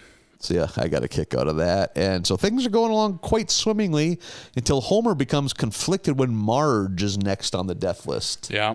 So he doesn't know what to do. It's a kill Marge. What are the other options? So basically he's commanded by God to kill Marge. And it looks like he does. Yeah. All wrapped up in that rug. Yeah. People puts her kill. in a rug. Yeah. Like a mobster. Yeah. And all you see is her big blue hair sticking out, and he leaves her on a mountaintop. And like part of the agreement is, okay, if you do this, I don't have to be death anymore. And God agrees. And as the body's ascending into heaven, the rug falls off, and it turns out it's Patty with the top of Marge's hair glued. I think how Marge is just cool with Patty dying. Yep. It's okay. I guess if it's her or her, if it's Marge or Patty, Marge will say yeah. And it cuts to them two at the dinner table. Marge's hair's, she's got like a flat top. Yeah. Top 3/4 of her hair is gone. But hey, she's alive. Homer's not the Grim Reaper, and all is well in Springfield. This, like most things that involve the Reaper, but especially the idea of someone having to take over the job of the Reaper, makes me think of Dead Like Me, which is one of those television shows that never got the claim it deserved. Yeah, Showtime. Yeah, it was a Showtime show, only ran 2 seasons and then a movie. It kind of reminds me a little bit of Oz, that it was just a few years ahead of the boom of big serialized dramas. It would have aired around this time, 2003, yeah. Has that, what's his name? Mandy and Pat. Yep, Mandy Patinkin. Sure. Something like that. Patinkatink, whatever his name is. I can never remember. And it was kind of at a time Showtime hadn't had a hit yet. It was literally, it was 3 years ahead of Dexter and Weeds. If it would have been with all them, who knows? It was also just barely ahead of 6 Feet Under and Pushing Daisies. 6 Feet Under for sure, a huge Showtime hit. Yeah, or HBO. Oh, is that HBO? Yep. Are you sure? That was like the second big after The Sopranos. Like that was like, okay, we're gonna throw another big drama out there. Show I've always been told I should watch, but man, when it's 5 seasons of not an exciting show, that's some tough sledding. I just put The Sopranos on my HBO Max watch list. It's happening. So you're so one lucky. Of these days, I also put The Motherfucking Wire on there. Oh, you're so lucky. And Carnival, because I haven't seen that in 15 I've never have. years. I've been told it's good too. Oh, it's so good. And then I was like, I'm going to start one of these. But instead, I shotgunned the entire first season of Hacks, which is amazing and everyone should watch it. Gene Smart is so fucking good as like the Joan Rivers-esque Las Vegas comedian. Who would have thought Gene Smart would still be this bigger than ever? Almost 25 years since the last episode of Designing Women. Right. Like, probably the 5th most notable person on the cast of Designing Women, and she's the one that's still getting plenty of work. Yeah, especially in HBO's camp. Hacks and Watchmen all within a year of each other. And she's made some good movies. She's in a very good movie with Michael Cera. I'm pretty sure she's the mom. There's no such thing as a good movie with Michael Cera in it. You are wrong. No, not even that fucking Scott Pilgrim movie that everybody likes. God, I've seen it. It's fine. I think I enjoyed it. It's okay at best. Yeah, again, I wish I could have a hot take, but I usually give some credit to what's his name, that director, that Edgar Wright. Yep. Yeah. So I tolerated Michael Cera to get through that movie. So the second of the 3 shorts is Frankenstein. Professor Frank wins the Nobel Prize for Science, but is sad that his dead father is not there to share in his success. His dad is kind of like an adventuresome science. He's kind of more an of Indiana Jones type. Yep. Yeah. I did like the glimpse of teenage or college age Professor Frank. He's real dud. Just like a leisure suit. It's weird to see him with a full head of hair. A lot of Frank in this one, which isn't something we get to say very often. No kidding. I like Frank. I think a lot of people find Frank to be kind of aggravating. Kind of one note. Yeah, which he kind of is, but I do like the note. Yeah, so. I can. It's not like it's Jar Jar Binks. Or like this is rooting it for me. But. Yeah, it's funny that like I haven't seen fucking Professor Frink until now. Like my frame of reference for Frink is I heard Will Wheaton do an impersonation of him on a Dungeons and Dragons podcast 15 fucking years ago. Which is awesome. Yeah. So we see that his dad was lost at sea, but turns out he's kept what remains of his corpse, of partial remains. Yeah, like frozen with a shark chunk taken out of him. So Frank rebuilds his father's real body with the help of some mechanical parts. But so he's revived and he's happy to be back, but he's kind of pissed about his subpar body. Yeah. So he just walks through the wall. Like, really got super strength, and he needs to start finding himself some parts. The first person he finds is Ned. He just basically reaches in and grabs all the good stuff. Yeah, just pulls he's got it right a heart. out of He's him. got some entrails. Yeah, a real mix, real potpourri of guts. Oh, that's fucking metal. That's a metal album title for sure. And Ned till the day he dies, he's just like, oh, there you go. Yeah. Guess you can put it into better use than I can. Ned. And next victim is Principal Skinner. Yeah. He commends Skinner on his posture and promptly de-spines him Predator style. Yeah. Well, to be Predator style, he'd also have the skull if it was Predator style. Right. I thought the same thing, but Sub-Zero fatality. Oh, he will take a spine. Sub-Zero's. Yeah. But also takes the skull. Is it the skull too? Oh, okay. So he's got all this stuff. He's rebuilt it. He has like Sideshow Mel's top of his head. Yeah. He's got one Burns arm and one Snake arm. Yeah, with the cigarette still in the sleeve. I thought that was a nice touch. I couldn't piece the feet because the feet are different looking. Yeah, I tried but couldn't. Like, I didn't catch that was Mr. Burns' arm, so you caught more than I did. So he's just living the dream. And of course, Professor Frank and Lisa are very beside themselves for having created him because he's now a mass murderer. But hey, still got to go accept that award. Yeah, still got to get your medal. Got to go to Sweden or Norway, wherever the hell he's picking it up. And Lisa confronts Frank and lets him know, hey, your son, you're back. The reason he brought you back is you could share in this with him. You're being selfish. He's like, you're right. So they surprise Professor Frank on stage with winning the award. Yeah. It's a heartfelt moment until we find out Frank mostly wants to be there so he can just start eating the brains of all these scientists. Yeah, just starts jamming other people's brains into the top of his head. Yeah. Just like it's like a Pez dispenser. You just keep pushing them down. Get about 15 of them in there. And Professor Frank doesn't know what to do. He quickly like calculates his dad's weak points and just kicks him in the balls. Yep. That's all it takes. And then I'm trying to think, what is kind of the flip of it? Is that really it? That's really it. That's kind of the ending. Yeah. They might have made a joke that I didn't notate, but yeah. I think the main joke is him doing all this. Like, okay, he's this age, his body's this, his weak points are here, and he just hits him in the nuts. Yeah. My least favorite of the three. Yeah, probably. And this whole batch didn't do a whole, but you goddamn it, I'm going to soldier through the smile. Here we go. The third one is Stop the World, I Want to Goof Off. Loved this one. Marge, we'll get a Bart and Milhouse, just like last episode. Bart and Milhouse looking at a pile of old comics from the 70s, and they look in the ads in the back, which are always a gem in old comics.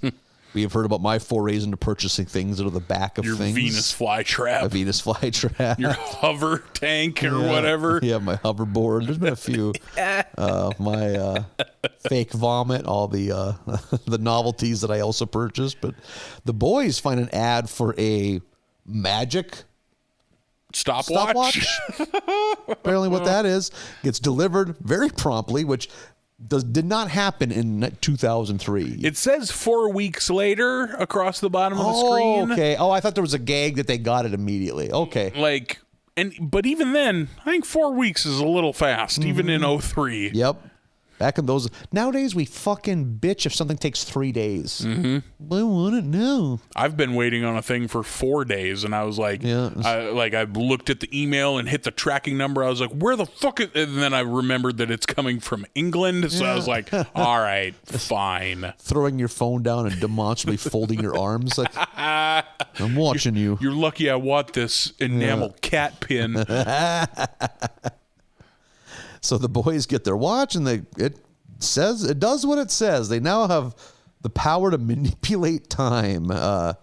So the first thing they do is they pause time, and they pause Lisa mid-run, and Bart shoves Lisa's finger up her nose, unpause, and Lisa's picking her nose. Yep. The kind of shit you would do with a magic stopwatch at this age. Right away, I was thinking I didn't like this one, but the more I look, I did like at the Lyceum, like that's what it was. There was like Mr. Skinner's talking. Yeah. And they pause it. They pull his pants down and then resume it. And he goes, my pants or my slacks, they've descended. Yep. Such a great way to word that. My slacks, they have descended. And then we get a good one with Homer. Holy shit. This is my biggest laugh of this whole episode. He goes from being angry to sad, and then they strips him naked, and then they bring in what's the bully's name? Nelson, and they make him naked too. So ridiculous. I like the way that's shot because they don't bother animated the boys running in and changing something and then hitting the stopwatch again. So you get just Homer like throwing a donut up into the air and then freezing for a second, and then when he unfreezes, the donut's gone, and then he's like, it gets to where he's just frantically trying to dump them in his mouth, and they're disappearing as they come out of the box. Holy shit. And his reaction, he's so mad and then just sad. Like, why is this happening? And they have like a town meeting, and they use some kind of like tracing thing, so they need to turn on a black light. They can see where the footprints are. So they're now mobbing up quick. They're good at it. They're fast, and they're chasing Bart and Milhouse. And at the last second before the mob has descended upon them, they freeze time. In this case, they make a tragic mistake. Here's where there'll be the Twilight Zone thing where they break the watch. This is a Twilight Zone episode. Yep. This is a direct Twilight Zone really? Episode. Oh, no shit. Okay. Either Twilight Zone or what's the other one? What's Diet? Outer Limits? There we go. Yeah. They Diet Twilight Zone. Not far off, though. They freeze time just as a bullet is right about to hit Bart because Officer Wiggum openly fired at that child. At a child, a 10-year-old. And so they're like, okay, we can figure this out. And then right away, they don't. They just want to live life. They're just having fun, they're bored out of their mind. Can I punch Oscar De La Hoya? Yeah. Only above the belt. Just Milhouse's meek abdomen shots over and over again. while Oscar De La Hoya is holding like a $500,000 check to the United Way. By the way, Oscar De La Hoya actually voices himself in this episode. Oh, really? Oh, which interesting. pretty decent get for 2003. Yeah, he's probably at the height of his powers at that point. Yeah. Close to it. And then flash forward, I love shitty 30-something Bart with that ponytail. Oh, that little rat tail. Is Milhouse bald? Oh, yeah. Yeah, of course he is. He's like Costanza. Well, they wouldn't even be that old. They'd be like mid-20s, isn't it? 15 years, yeah. Like, oh, God. That's they what really they look fall like apart. when they're 25. That's so great. Hey, man, I know. I immediately can think of 3 friends who had that Milhouse hairline at 25. Yeah. The Reaper comes for us all. Unfortunate boys. So they realize, okay, we got to do this. They've rebuilt everything, and then things kind of go back to normal. Like they're like, why is Bart old? That's kind of the thing. And then they finally the cat's out of the bag. Yeah. And then it's like Lisa's like, well, I want her exact quote is something like, I want to manipulate the fabric of time. Yeah. Like a child was always asking to do. Bart, give the magic watch to your sister. But I don't, man, we're on a long run of me not being impressed by the Treehouse of Horrors. Yeah, you've been a little lighter on them than I have, for sure. I like the ones, as funny, as little as I like having guest appearances, I like the ones that draw off pop culture entities. Yes. Because I'm a horror movie guy. So I like seeing them pop up. You and I think we've discussed before, like, in the early days, it was like The Simpsons doing Poltergeist, or The Simpsons, it was very direct. Yeah. But like that's what I like about this one. Like that stopwatch thing is a Twilight Zone episode. And to be fair, it gets to a point when you're 15 deep. It's like you got to start tagging on to some pretty obscure, like The Simpsons do Audition, like some obscure foreign horror. But that's not the problem that we're having with them, because they gave up and started doing original horror shit forever ago. We're gonna get a Ring reference at some point. When do you think? Are they gonna go back to that? We gotta. Yeah. Because one thing, you think about it, in the mid to late 90s, horror movies there's such a dearth of new content. They weren't part of the. But we're getting to a point now. We're hitting the renaissance of horror, like the early mid aughts. So I would all that good Japanese influence, Ring, Grudge, and even the stuff that's not good, they're just big hits. Right? So they're they were the Saw and stuff, we'll for sure get a Simpsons Saw, right? Yeah, you would think, some like like Hostel and stuff. Some of the more gnarly horror. Yeah, that's about the right time, like 03-ish. Yeah, I saw Hostel in the theater. I liked the first Hostel. I really hated it. Really? A lot. I thought it was like boring and not interesting to look at throughout the whole thing. And like I'm a touch on the squeamish side. Oh, yeah. I think maybe. But it's not like I love a horror movie that scares you, but like there's something about a horror movie that is just gross that doesn't appeal to me. Yeah, I'm something. But this one, I was with it. Like there's some certain Eli Roth-esque writing that I don't like. Some like early, and like I think despite himself, I think the way he was writing it, he almost made those characters unlikable. But I don't know if due to the acting or what. But like I was with it. I wanted them to survive. But like he made them way too brotastic. It's like I think that's on purpose. I think they're supposed to be written as unlikable, and you're supposed to root for them to get murdered. I don't think so. I think the ending doesn't make sense. Then I don't think it's an Eli Roth film. Yeah. He's not Shakespeare. I like. So do I. Cabin Fever. Never mind.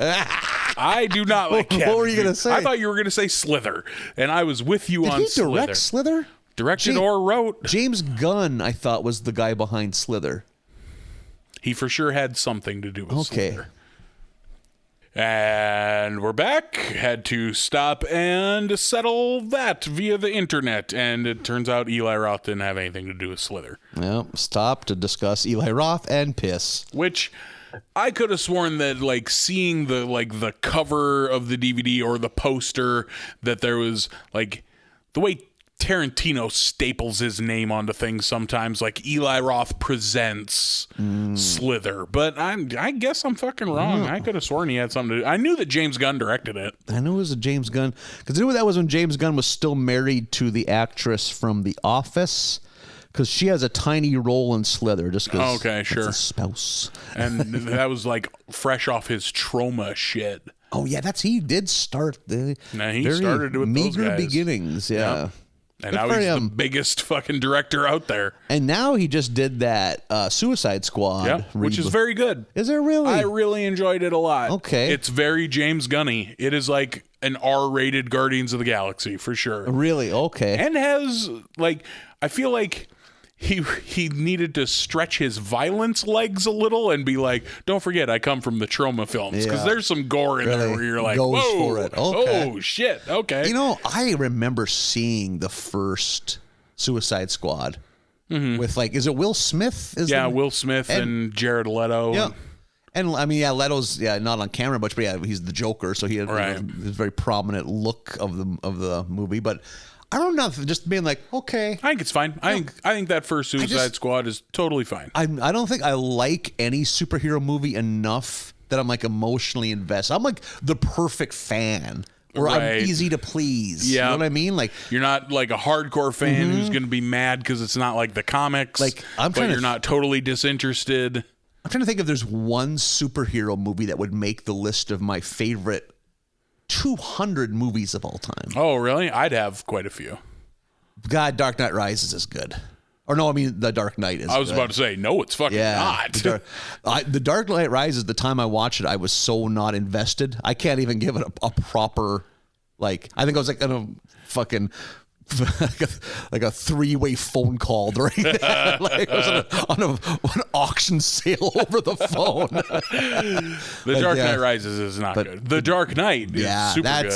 And the more I think about it, that's probably would crack the top 200. I would put, I really love V for Vendetta. I mean, not a superhero movie, but based on a comic book. Yeah. So I like Ghost World would be pretty high on my list, too. Ghost World. I don't know Ghost World. Oh, what is that? What is Ghost World? Ghost World probably came out like 2002, 2003, if I had to guess. Stars she's starring in a movie, but pre-famed Scarlett Johansson, not even as the star. It's her and Thora Birch are like kind of like alt indie, too cool for school, but also the outcasts of their high school. Okay. And it's just them being two outcast girls finishing high school in the summer. And the Thora Birch character befriends Steve Buscemi, who is this insular, awkward 50-something single man who loves jazz. And they're just so baffled by his existence that they just hang out with him and stuff. Huh. It's based on a super indie comic, but It sounds like that is the unofficial sequel to Con Air. That's what Steve Buscemi's character did from there. Went on to get into jazz and befriended these two high school girls. And it's really good. But again, it's so weird to even think that it's a comic book movie, but it technically is. It's like some real indie 90s right. Not every comic book movie is fucking spandex and explosions. Yeah. I would put Chronicle up there. I love Chronicle. I enjoy Chronicle a whole bunch. That's a great movie. I'd still put it a step below like The Dark Knight, but that's my favorite found footage movie. Like my favorite like camcorder movie. Oh, that would be a fun. Boy, not for the listeners, but for me, my dork brain, my favorite found, because I'm actually a sucker for found footage movies. Are you? Yep. I usually don't care when they're for done it. well. I'm dopey enough. I get sucked right in. Yeah, like, I usually don't like it. So when I do, it's like noteworthy. Like, oh, this one. Already thinking off at close to the top would be Wreck and Wreck 2, those Spanish Never horror seen movies. Those. Yeah. They're top 10 horror movies of the last 20 years in my eyes. Okay. Both of them. I really like the late model George Romero film, Diary of the Dead. Yeah. That's super good. Yeah. Oh, man. And I mean, I love the Paranormal Activity movies. I like the first 3, I think, at least I've seen. Are we just on found footage now? Did we leave comic books behind? Yeah, now we've got found footage. All right. Yeah, I enjoy all of those. I didn't care for Cloverfield. Oh, I love Cloverfield, too. Did you watch it in the theater or at home? I bet it's one of the. I think at home. Yep, it's one of those movies I bet loses. I remember even thinking that in the theater. It's like, oh man, I'm glad I'm here. I bet this is nothing special at home, but in the theater, with the noise, the chaos of the sound, it was a fun theater experience. It just, everything about it, I was like, this is so fucking J.J. Abrams. I'm going to blow my head off. Like, this reeks of J.J. Abrams. Like, I don't know if I know his... I'm barely going to show you the monster. Yeah. Like, okay. I was going to say, I wouldn't even know what that entails, but you're right, yeah. Yeah, he's... J.J. Abrams is a pud. I'm probably his target audience. Like, I'm one of those people that I watched all of Lost. And so did I. And I never even had my arms crossed angrily. I'm like, okay, I'm in. Now who are these shitheads? Okay, what? The giant statue? Whatever. I had my arms crossed through the last 3 seasons of that fucking show. Did it lose me a little bit? Yeah, but I was engaged. Like, yeah. Okay, I didn't care for it. I didn't see the Cloverfield sequel either. I don't know whether or not that's found footage. That 10 Cloverfield Lane. Is that the one? Is John Goodman in that? Oh, I did see that, and I enjoyed it. It's also good? Okay. It's a way different movie. Oh, good. Maybe I'll like it. Yeah. That first one's a piece of shit. Yeah, it is so barely attached to that, like the storyline. You wouldn't even know. Is it an Alien Prometheus situation? Even less, I would say. Oh, okay. Maybe not. I don't know. Maybe I know the connection with Alien more because I'm way more invested in the Alien. They also crowbarred kind of a lot of Alien into too a much. few To the point, scenes in that. I think we've already discussed on this podcast. We don't need to go into my hot takes. Jesus Christ. That's Virgin Talk with Marlon and Nathan. Prometheus. There's a couple good found footage films in the VHS movies, which I really like, 1 and 2. I saw VHS 1 in the theater, at the Fargo Theater. Oh, Real fancy boy. And I remember liking bits, like with any anthology, some hit better than others. Yeah, you're not going to like them all. Yep. VHS 2 has one of the shorts done by I'll never remember his name, but the guy who made the Raid movies and has a lot of the stars of the Raid. From Indonesia, perhaps? The Philippines? The actors are Indonesian or Filipino, but I think Indonesian. The director, I believe, is a Welshman. Just really? a doughy white fella. Oh. Finally, they're getting their chance in Hollywood. Yeah, thank God for the white people. But one of the shorts in 2 has a few of the Raid boys in it, and I do love when the Raid boys show up in things. Because those Raid movies are tight. What do you think? Simpsons? Give it a try? I don't know. Are we beyond it at this point? Just quit. Yeah. Just quit talking about The Simpsons in the middle of the podcast. The Simpsons at all the last podcast. Put out an episode where we don't talk about The Simpsons. Or give like a 15-second TV guide synopsis to each of the 5 episodes. Just a 3-sentence thing. Marge takes banjo lessons, episode 14. Still a 3-hour Bart podcast. gets rollerblades. Episode number 2 of season 15 is My Mother the Carjacker.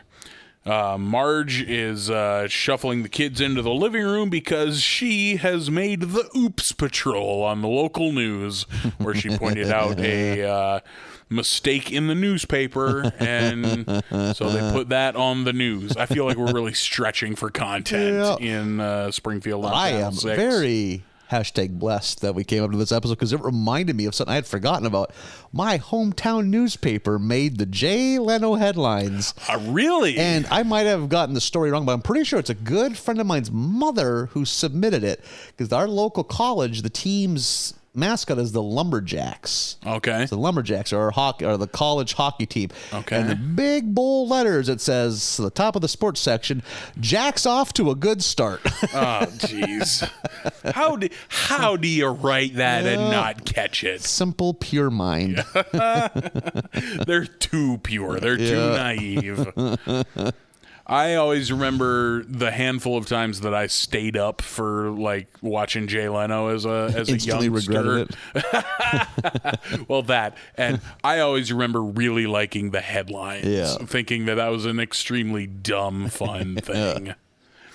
So Marge made the Oops Patrol. She gets a t-shirt from Channel 6. Homer is super jealous because he's Homer. I like that he, while she's not in the bedroom, tries on her shirt like it's gonna fit. Of course it doesn't. And then when she takes it off, it's ruined. Like he just stretched the shit out of poor Marge's. Now it's a nightgown. Yeah, out of Marge's shirt. So now Homer is looking to get on the Oops Patrol so that he can replace her shirt. He's obsessed, and he does Jay Leno's headlines at the dinner table. Yeah. Like that was a good gag. That was like, oh, let's see. He's like running it past the kids to see if they laugh before he sends it in. I like the few shots we see of him just surrounded by newspapers, like kind of like Beautiful Mind style, where he's surrounded by equations. And this has to be around the time the Bible code was kind of thing. I don't know what that is. That's the first letter. You line it up. People claim you can find certain hidden messages in the Bible that like predict the future. That's the dumbest shit. Really? I'm surprised you don't remember that being a thing that was like in the news, kind of. Yeah. Like I've seen like, the first letter of each word, but I didn't know they had any matter of like Bible connection. You have to put it in whatever something. original text, and it has to be spaced in this way. But as long as you fill out this list of prerequisites, it has secret messages. Let you know who to bet on in the World Series. All right, yeah. Look to your Bible. The for Cubs that. beat the Hamburgers. That's an alternate timeline. I think we got some pages mixed up somewhere. I would root for a baseball team called the Hamburgers, or maybe also sure. the Da Vinci Code too. Was that maybe? Well, that's Bible Code based. That's the Da Vinci Code. I think was based off the Bible Code too. I've read the book. I've never seen the movie, and I barely remember the book. But the Da Vinci Code is about like, there's someone like they painted over someone in the Last Supper painting. Yeah, I'm getting my things. And Jesus and Mary Magdalene were married, and the Da Vinci Code is not good. Yeah. It was the biggest shit ever there for a while. 1 million copies. God, the worst books always sell the best. Fucking yeah! I hope Dan Brown bought himself something nice with my $7 I helped out with. Ghost read it for Dan Brown. So Homer's obsessed with these papers, and then he starts finding hidden messages by reading the first letter in each line, and then you read it vertically. The one he finds is like, Homer, come meet me at this underpass at midnight. So he goes there. He drags Bart along, because of course he does. That was a good gag when Bart wakes up in the car. Yeah, he's like, come on, boy, we gotta go. No, I'm in bed. Well, you don't really have a choice. And it pans back, and he's in the car. He gets up, he's like, there's coffee in the thermos. Yeah. He pours himself that coffee. Yeah, just without... It gave me vibes of that time when Principal Skinner drags Bart to that movie to be the date with Superintendent Chalmers, where he makes him get out of bed because he's clandestinely dating Krabappel. Yeah. And with the superintendent asking him all those questions, like, do you think they filmed this? It's like, he's got to answer all these questions. Think they filmed this in Vancouver? Yeah. Oh God, he's just beside himself that he has to be stuck there watching that movie. That's a Simpsons flashback to when the show was fucking baller. When it was real fucking good. Homer shows up to this meeting, and it's his mother, whose name I forget, but it's his mom. I've forgotten about her. That's a way back machine pickup. Like, it was one of those when she turns around and you see her face, it's like, I know that face, but I don't know. Oh yeah, that's Homer's mom, played by the fucking wonderful, top shelf, 10 out of 10, can't recommend highly enough, Glenn Close. Oh yeah, good call. Who I adore. Season 4 of The Shield, might I recommend. I forgot she eventually played a pretty big role in that show. Yeah, for one season. The cops show up and they make a run for it when they're at the diner, kind of catching up. They make a run for it. They drive directly into the police station, and she is arrested. Because if you remember, she in the 60s, when she was a super hippie, like destroyed Burns's chemical warfare division or something like that. Like she has a beef with Burns from the 60s. Burns insists that she stands trial. So she does, and Gil is her lawyer. Always good to get some good Gil. He's struggling. We've seen Gil as a lawyer, haven't we? Yep. Yeah, that's what I thought. So he's still at it. There's a good gag, and whatever one it was, where like they cut to like them sitting there waiting for the verdict, and he's reading a book on like television repair. Yes, because he knows how poor he is at being a lawyer. Well, he's still at it. He's not fixing TVs yet. Has both his eyes. We saw him get them removed for cash in last week's batch. Burns insists she stands trial. She ends up getting acquitted of all of the charges. Burns takes a sweet hit of that sweet, sweet ether. Yeah. Like Dennis Hopper's character, Blue Velvet. Yeah. Perhaps you'll, like Smithers just has it. Perhaps you'll feel better with a hit of ether, sir. Ooh, that's good E. Yeah. Oh, that's good E. So good. That's what you need in your 40s here is a good late dip into the ether junk. Does ether have a medical use anymore? I don't know. It used to be an anesthetic, right? They completely kind of phased that out. Yeah. I know ether from needing a can of it behind the seat of the pickup to start a tractor. Oh, yeah. What is it about ether? I wonder what property it has that. It's super fucking flammable. That's how it makes a tractor. So is that what like starter fluid is? It just involves ether? I'm pretty sure. Yeah, okay. Yeah. We get a montage of Homer and his now free mom, like doing boy shit, but he's an adult, so it's funny. Like him riding a bike for the first time and stuff like that. He gives Grandma her own room, which they have stolen from Ned Flanders next door. Stole the whole room, the armoire, the walls, everything, the floor. Ned, of course, nonplussed by this, just couldn't care less. Yeah. Burns throws this whole thing of like, we're going to rename the biological weapon wing to her name, and I just need you to sign the guest book. And she like offhandedly jokes about like, I used to sign a fake name in national parks, and Burns got it on tape, and like frauding a national park registry is a federal offense, so she gets arrested by a cop and a park ranger. Yeah. Who are raring to go. Yeah. So that was a bust. She's arrested and hauled off. She's on a prison bus singing, like she's in charge of the singing. But Homer shows up and jacks the bus, steals the school bus, and takes off down the road. They stop and let off all the rest of the prisoners, which is nice. They promise not to commit their crimes again. Yep. And then the cops are on their tail, and Homer's he's going to get his mom out of here, and she picks up that fucking stun gun and just tases the shit out of Homer. Somehow perfectly sends him flying onto a mattress. Yep, throws him out into the ditch, which has a mattress on a frame with head and footboards. Yeah. Throws him out of the bus so that he doesn't take any heat for this. She's leading the cops on a chase up the mountain. The bus flies into the river, explodes, and then is buried in a landslide. Yeah, there's a lot. It goes underwater. It starts on fire, explodes, and then it gets covered in a landslide. Yeah, and they hold a funeral with no body. It's last week's garbage. Yeah, last week's garbage in the casket. Yeah. And they're all kind of sad, and Homer's still obsessed with newspaper finds.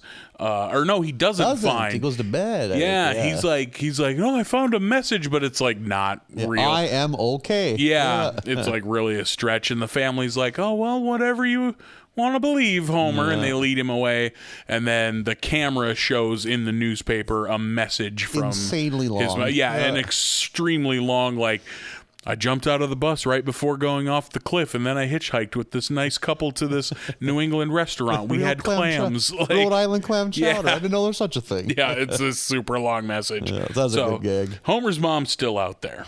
Yep. It was fine. I wasn't mad at it, but like, it was fine. And I wish I could lie to you and tell you that it's going to turn around, but for me, episode 3... The president wore pearls. Yep. We can encapsulate that. It's just a sigh. Yep. What? You know what? We have the Protestant work ethic. I mean, you are not a Protestant man. Not a Protestant, but okay. You grew up in the culture, of Protestantism? Protestant work ethic. That's a phrase people use. I built this nation. Even if you're not Protestant? Yeah. Okay. All right. Well, the Catholics are not considered, Catholics were kind of looked down upon for the 18th, 19th centuries. No, that's true. Yep. Still are in the eyes of the Klan. Yeah, there we go. They got that exactly. going for them. Yeah. You're holding us back, Marla. Mm-hmm. We're gonna build a country in God's image.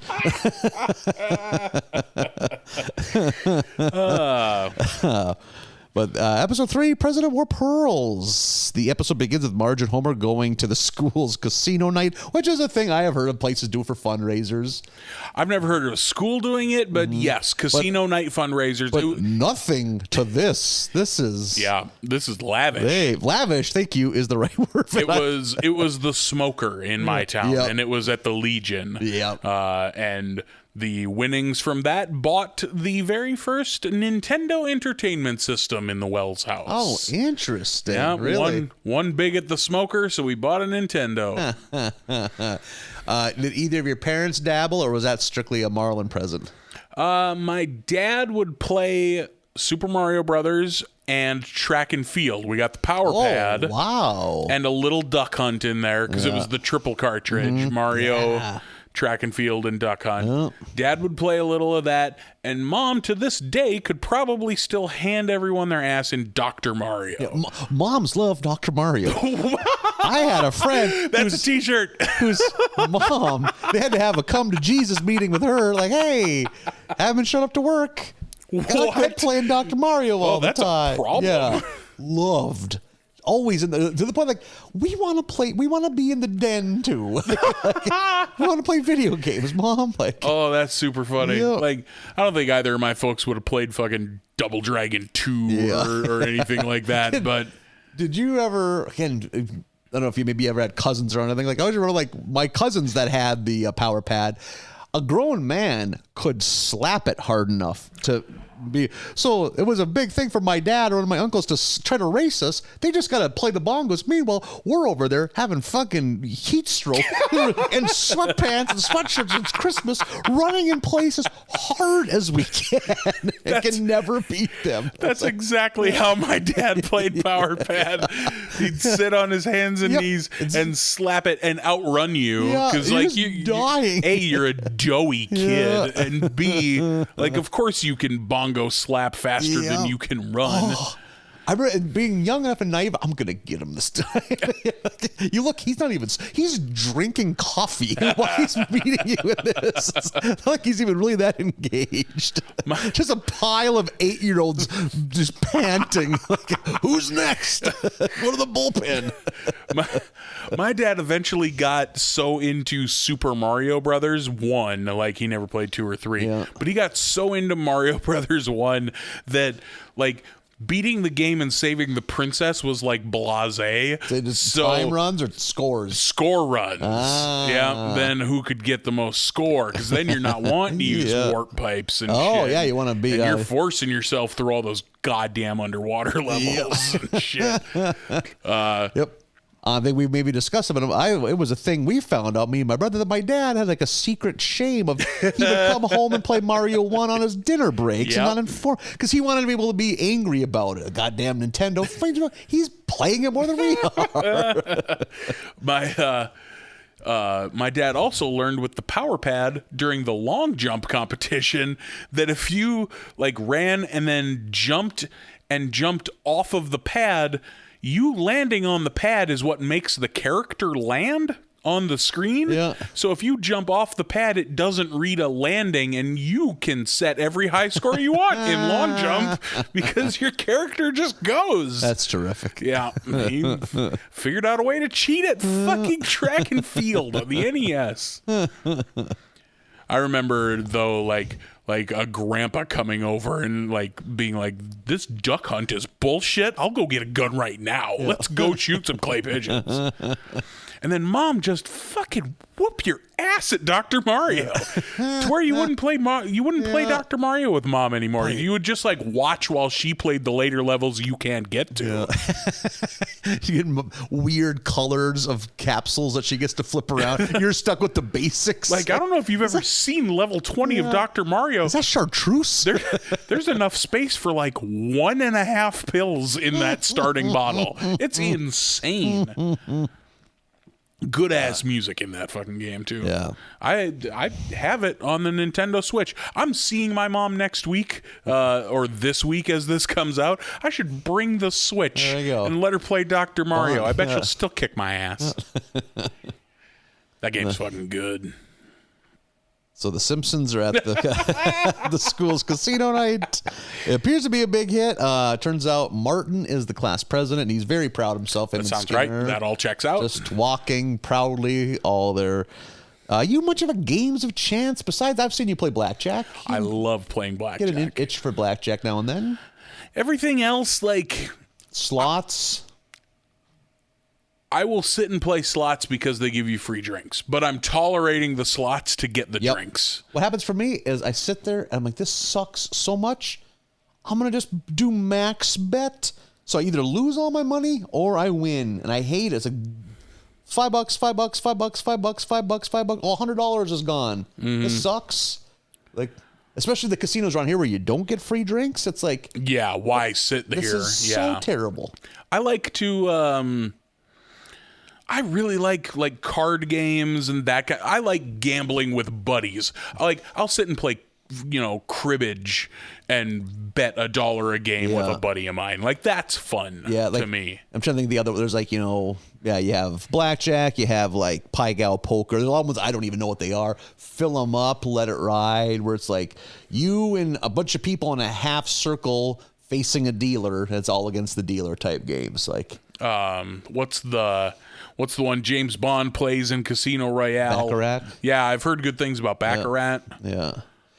I've heard, along with blackjack, is your best odds against the house. Yep, just barely. Baccarat is like 51% in the player's favor. Yeah. And that's if you play exactly perfect. Like, if there was a way to make it so you're always winning, people just play that until the casino shut down. Right, yeah. If you've driven by most casinos, they're open for business. And I believe mathematically, the longer you sit there, the worse your odds get. Oh, interesting. Okay. Yeah, I don't know what it is or how that works because I don't understand math. I'm an English and history boy.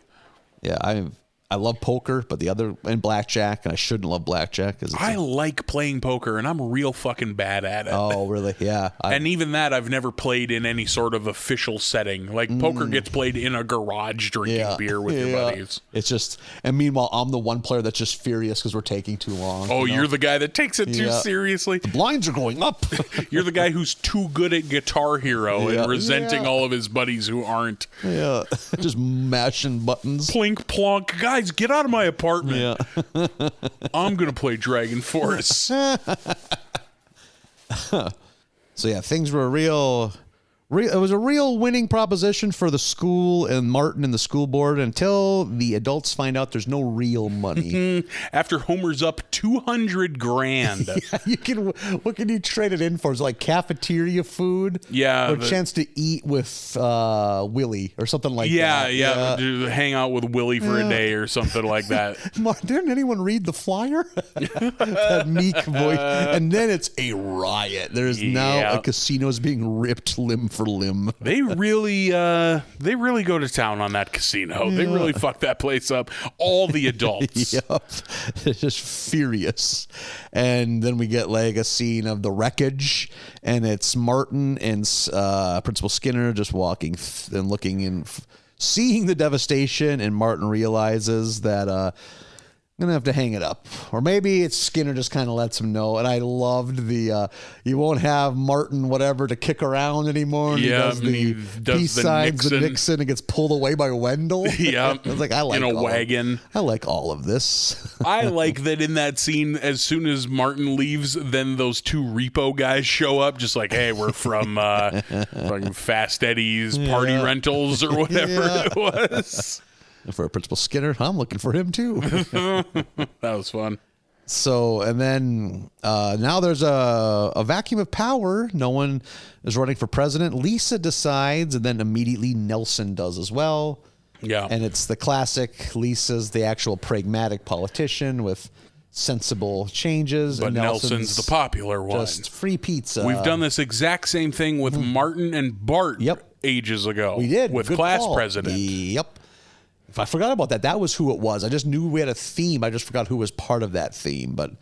And Lisa realizes it's going to be tough because Nelson just is underhanded as well.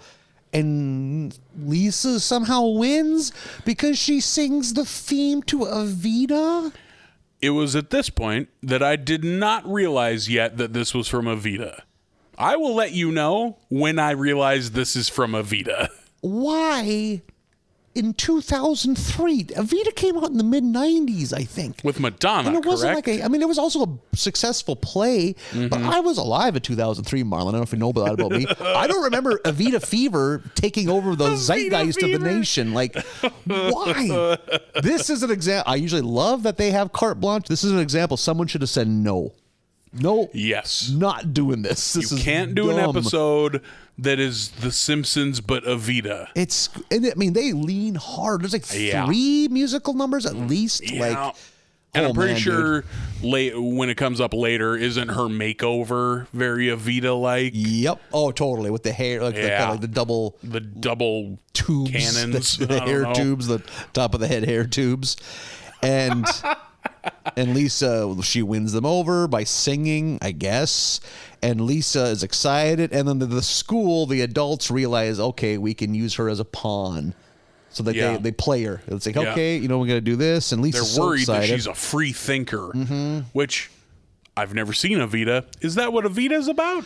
Yeah, I think it's because Evita's based. Are there hand-wringing cronies behind the scenes that are worried about what a free thinker she is? I think the difference with Evita is I don't think they think that right away. And then they realize, oh no, we will try to trick her into molding her to our will. Yeah, I don't know which movie it was, but definitely one of the VHS movies I used to watch a lot as a kid had an Evita trailer in front of it. Oh, really? So I've seen that trailer a bunch of times. I'm mad that the Simpsons have made us talk about Evita this much. Likewise. Yeah. They owe us, I feel. Not into it. That was during Madonna's pretty short-lived, lackluster acting career. Yeah. League of Their Own is a fantastic fucking movie. Very good in that. Happens to have her in it. I haven't seen Who's That Girl since I was a kid. I've never seen that. I immediately she has a think pet of mountain lion, and that's the only thing that sticks up in my head. I'm into that. 5 stars. Yep. She's in Dick Tracy.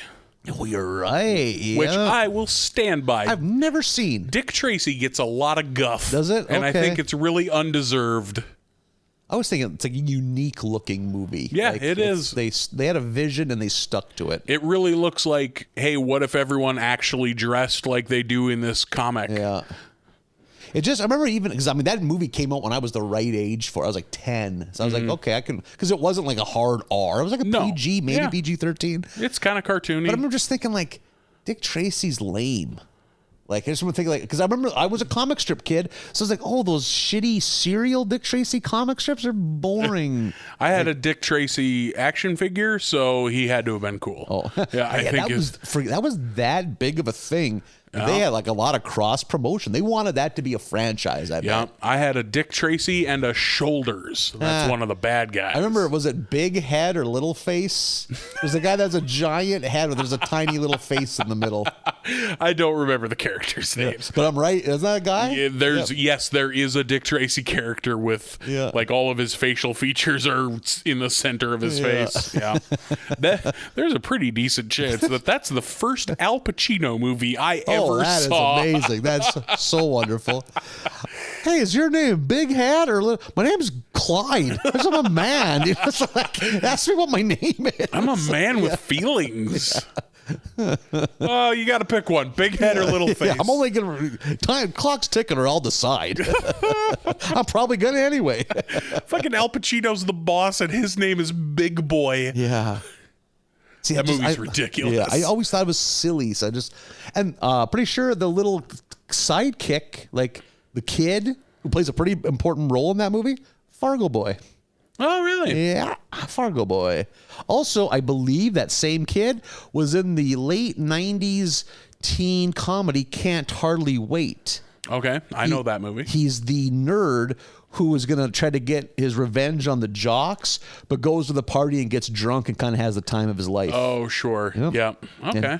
And now I think he's like a scientist. Like he's like he was a real nerd in real life. Yeah, that's the real trajectory that they all take. Yeah. Yeah.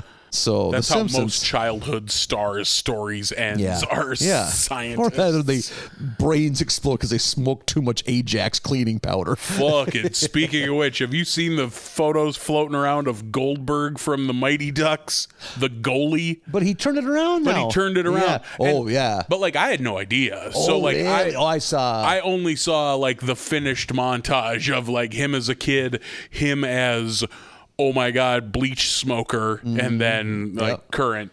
Like good for him for turning it around, but like that photo of him super fucking at his bottom, like you'd have had no idea. Looks that's like he the same guy. Eat through a chain link fence. He's like 75% rat. Like, also looks 75 years old. The fact that he's like my age, it's baffling when you see that his Don't do low drugs. point picture. Yeah. So Lisa is president. She's thinking she's going to, have all these great plans. They're really dolling her up. And she's like, well, I'm not really about this, but like, hey, it'll help get the message across. And that's just kind of how it goes. We do get a song montage that I liked with Drunk Willie on the tractor. Yep. His lyrics are great in that. And unintelligible. Yep. They're garbage. So great. That was, man, there's not a lot of redeeming. Once it takes this hard Evita turn, they just love their music. How many times have you said that in your life? Oh, this would be good if it wasn't for all the Evita. The Evita influence. One thing that we get, she goes into the teacher's lounge and she overhears them kind of like talking about how they're going to use her. We get a glimpse of that random lady gym teacher. I kind of forgot about her. Yeah, she's so hiding in the shadows. Yep. She has not been featured in a long time. We also get a speaking part from the music teacher. Yep. Probably only the second time he's talked. In the morning, when am I going to do my psychotherapy or something like that? Yeah. Holy shit, that scene where she's about to go into the teacher's lounge. And the kids are like, we heard that they make fun of kids in there. Is that true? Oh, I don't think that's true. Yeah. And she opens the door and is it Skinner being like, look at me, I'm Milhouse. Of course, it's Milhouse, so too. Fucking funny. That kid is a dud. Yeah. And Bart, of course, very street smart. He is the first one to realize that the school is going to use Lisa to further their goals. And the plan is to kind of strip the school of music, art, and sports. Yeah. And there's a good scene where like everything's getting removed. And with the climbing of the rope, am I getting this right? Yeah, Milhouse is climbing the rope. There, and that guy chops off. And they also pull the mat out right before he hits. So he just crashes. I like this job. And he's about to, he even says like, he even says like, I'm an inch from self-esteem and goes to slap the bell and they cut the rope. And so all those programs are removed. Lisa is now seen as a pariah amongst her student friends. Because she signed off on it when they just kind of shoved that thing in her face. In front of her. Sign this. So she now realizes, oh my God, this is, they duped me. This is all my fault. And she doesn't know what to do. So she talks to Skinner. Can I do like at least a farewell sign off over the intercom? And he's like, well, I guess there's nothing you can do as one person. If you were to all team. And then she immediately announces a strike. Student strike. Yeah. And they all pile out. She has solidarity. She's given a bunch of talk. And Chalmers is like, how are we going to deal with this? And they deal with it by sending her to a different school. A gifted school. Yeah, like a charter school or some kind of whatever the proper term is. And she's there. And how does she take that? She's like... Right away, she's bummed because she realized... she's sad to leave, but as soon as she shows up, she's fully on board. Yeah. And then do we get right to Homer going there to... But what's the resolution at the school? Or do they not get the programs back?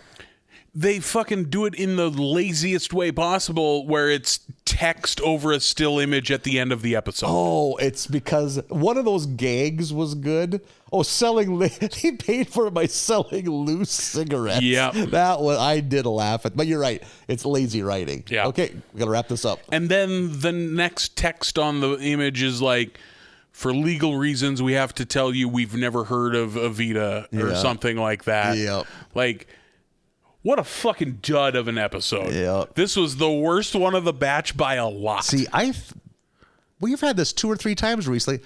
I don't think I don't like it, but you seem much more adamant about your dislike. I don't have a lot of notes on this, just like beat by beat, here's what's happening notes. But like, I'll pick out some highlights here. Early on, there's Lisa sings a heartfelt song and wins. That's from the Lyceum where she gets elected. And then just a couple notes later during the makeover, okay, another song, comma, makeover. A couple notes later, another fucking song.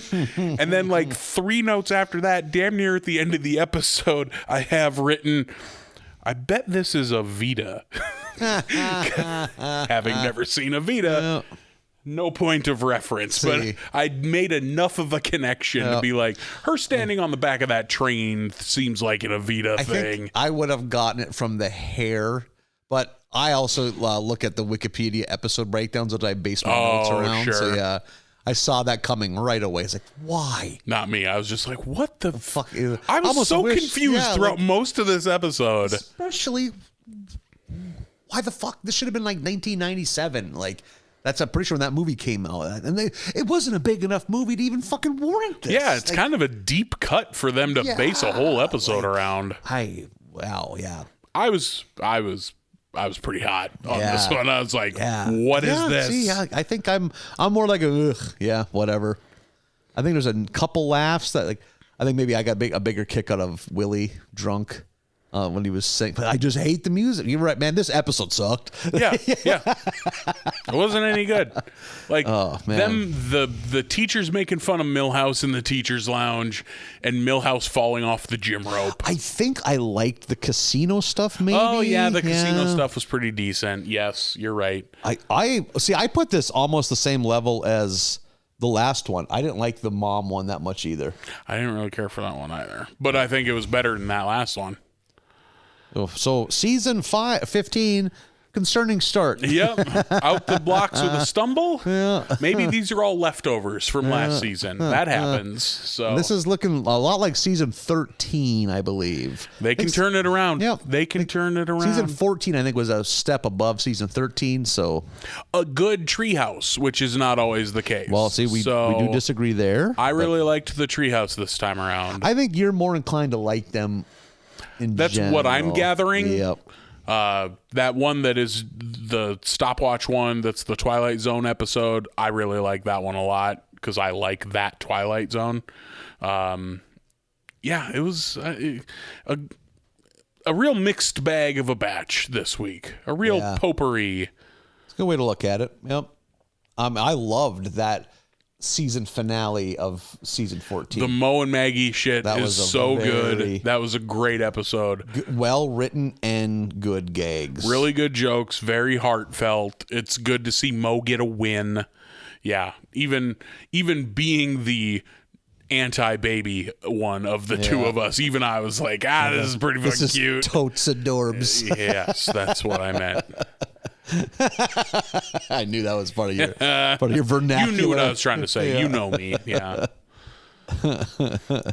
I guess we can do it again next week. May as well keep rolling. Why not? Season 15 feels weird to say. Right? It's going to be, I think, the late teen years, season 19. That's going to sound weird. Yeah. I'm not even emotionally prepared to talk about the 20s. It's like raising a kid. It's getting close to the end of high school. You know, like we're just getting out of the awkward junior high years. Yeah. They were better before they were 10. Yeah. You can find us on the internet. You can email us at barleybasketusa@gmail.com. You can find us on the social medias, Twitter, Instagram, Facebook, at barleybasketusa. And we'll do 5 more next week. That'll be 4 through 8. of season 15 of The Simpsons. You know who's on the cover of season 15 on the DVD? Otto. Yep. Good for him. Yeah. He deserves a moment in the sun. They get well into the 30s. I'm curious where they end up going. Oh, good point. Yeah. I'm guessing we get a rehash of the old characters, maybe just in a different outfit or something like that. I bet not. I bet they stick with it. Think so? Yeah. I would if I were the one. Yeah, if I were the one in charge of the decisions. Oh, we could get some fun characters towards the end here. You get fucking really down at the bottom of the barrel. You got Bumblebee guy on a cover. Apu's wife. Apu. Yeah. I mean, you think about it. You get in the 30s. Snake. Yeah. I bet we get Snake before 30. I bet we get Snake before Bumblebee guy for sure. Mm-hmm. I could see that. We've done Krusty, but have we done either of the sideshow characters, Bob or Mel? Sure. I don't know. We never see them. And seeing are all the Simpsons seasons out on DVD? At one time, I don't think they were. Stop? Or I think it's just a slow process too. At some point, did they bother putting DVDs out anymore? I bet they did. I think, because every major band still puts out a CD. That's if you're true. on a major label, you get a CD. Did they switch to Blu-ray at some point? They had to have. Nobody's fucking buying DVDs anymore. Good point. Man, those Simpsons fans who have the first 20 seasons on DVD and then got to rebuy them on Blu-ray. Oof. Can you see a visible difference? Yeah. Oh, Can yeah. you? Okay. Oh, for sure. Yeah. I just can't even picture in my head what the difference would look like. That gap is big. Well, maybe not with The Simpsons specifically because it's animated. Movies more so. Movies footage. more so. Sound more so. It can't be as big of a leap as like VHS to DVD. No, probably not. That was a remarkable leap. Because a lot of that, especially in the early days, during that leap, you were going from standard def to standard def. A lot of DVD, you're going from standard def to high def on Blu-ray. But like with The Simpsons, if you're like a quote-unquote real fan, you're not switching to high def widescreen because it cuts off the tops and bottoms. So maybe on The Simpsons, it might not make as much of a difference. Oh, okay. Huh. But I still bet they did it. I bet they switched. Yeah. I haven't bought. When was the last time you physically bought a movie? Oh God! Within the last few years, I'd say. Yeah. I'm still kind of movies not so much, but I'm still occasional. If I'm like at a pawn shop and they have a really cool Blu-ray Criterion collection of a movie I love, I'll nab it. Some manner of probably regret it edition. Yeah. When I move. Yeah. But I did the last 2 years ago. I pared down my DVDs. There was a culling. There was dozens of DVDs. So I think I own one standard definition DVD now. It's for Safe Men. I don't know if Safe Men. which I still got to see. I'm glad you have it. I don't know that it's streaming anymore. It is. That's why I kept it. It was for the longest time. It was only on VHS. Yeah. But the VHS was worth like $80 because it was rare. And then they finally got a DVD release, and then someday maybe I'll get a Blu-ray release. We'll see. But every so often there's a movie that I'm like, this isn't on any streaming platform. A, how does that happen? B, does that mean I have to fucking buy a DVD? Yeah. Do you own a DVD player? I'm sure you're one of my these. My PlayStation will play DVDs. Will play. So one of your Nintendo boys will play a movie for you. I don't have much in the way of physical. The last physical media or like TV show or movie I bought was probably fucking. I bought Cowboy Bebop when they finally put that series on Blu-ray fucking 6 years ago. Yeah. Oh, really? Yeah. And if I wasn't moving, I'd still own all that shit. Yeah. Yep. I like things. I like collection. I have all these fucking records on that table over there. Yeah. I have like books. I do like collections, but there's something about DVDs. They take up too much space. The bookshelves you have to put them in are gaudy looking. Like there's no like nice way to store a huge DVD collection. I think I love going to someone's house and seeing a bunch of like books or DVDs on a shelf and looking at them. Yeah. For me, like I almost enjoy that more than art. So like, look at your books. If I were still a huge DVD person, I would simply rip them all into a computer, put them on a fucking Plex server, and plug that into my TV and watch them that way. Yeah. And never touch them and put them in a storage unit. Good call. Like that's what I would be doing if I had a physical movie collection. But like That last thing I bought was Cowboy Bebop on Blu-ray, and they put that on Hulu fucking years ago. So I've had no reason to take it off the shelf. It's probably got dust on it. Huh. Yeah. That's with me. It's like I own plenty of movies I never watched once. Right. Just buying a pile of movies at a pawn shop. Like, why? Just to pad out the collection. Put them back. But you have that culling every so often. I've had that with my record collection where it's like, you have never once listened to this, and you're not going to. I've always and I owned a few records that I'd find at like yard sales or auctions, but like I always knew, to quote the country band Confederate Railroad, if you go that way, you can never come back. And I knew if I went down that road, as ways I love music and I love things, be knocking the fillings out of my teeth, selling the metal for scrap to buy records with. I did not get to either the Israelites or Pet Sounds, which you assigned me last week. It has been on the list, and I genuinely have not had time. Well, there we go. Well, anticipation makes the heart grow fonder. Yeah, so I will do that this week. But I thought I would send a bit of homework your way, sure, as keeping it in the music world. Something that I had known about and then kind of rediscovered recently.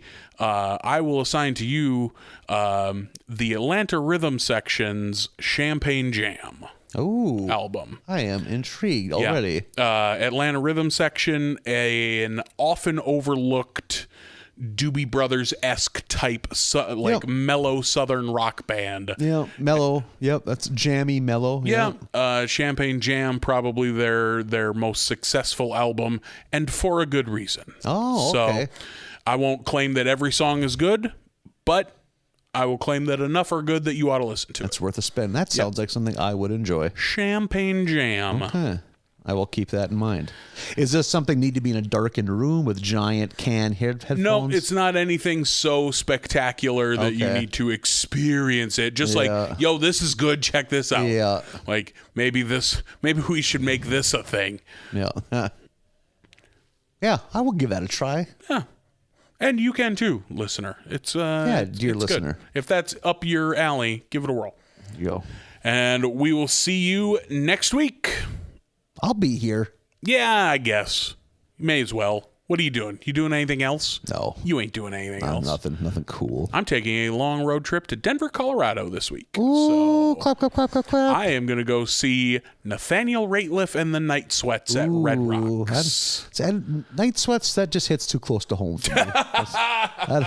Too real. Comfort Sleep, that's the name. Mm-hmm. Yeah, got to stay cool. Nathaniel Rateliff and the solid 8 hours. Nathaniel Rateliff is Harry Potter. Nathaniel Rateliff. Okay. Also, it's Daniel Ratcliffe. Daniel. You're really conflating some. Okay. I'm going to go see a band that you don't care about at Red Rocks Danny this Ratcliffe. week. Yeah, yes. I'm going to go see Harry Potter and the Night Sweats. Danny Ratcliffe and the Night Boys. And their black hooded outfits. Oh, Christ. We'll see you next week. Bye, everybody.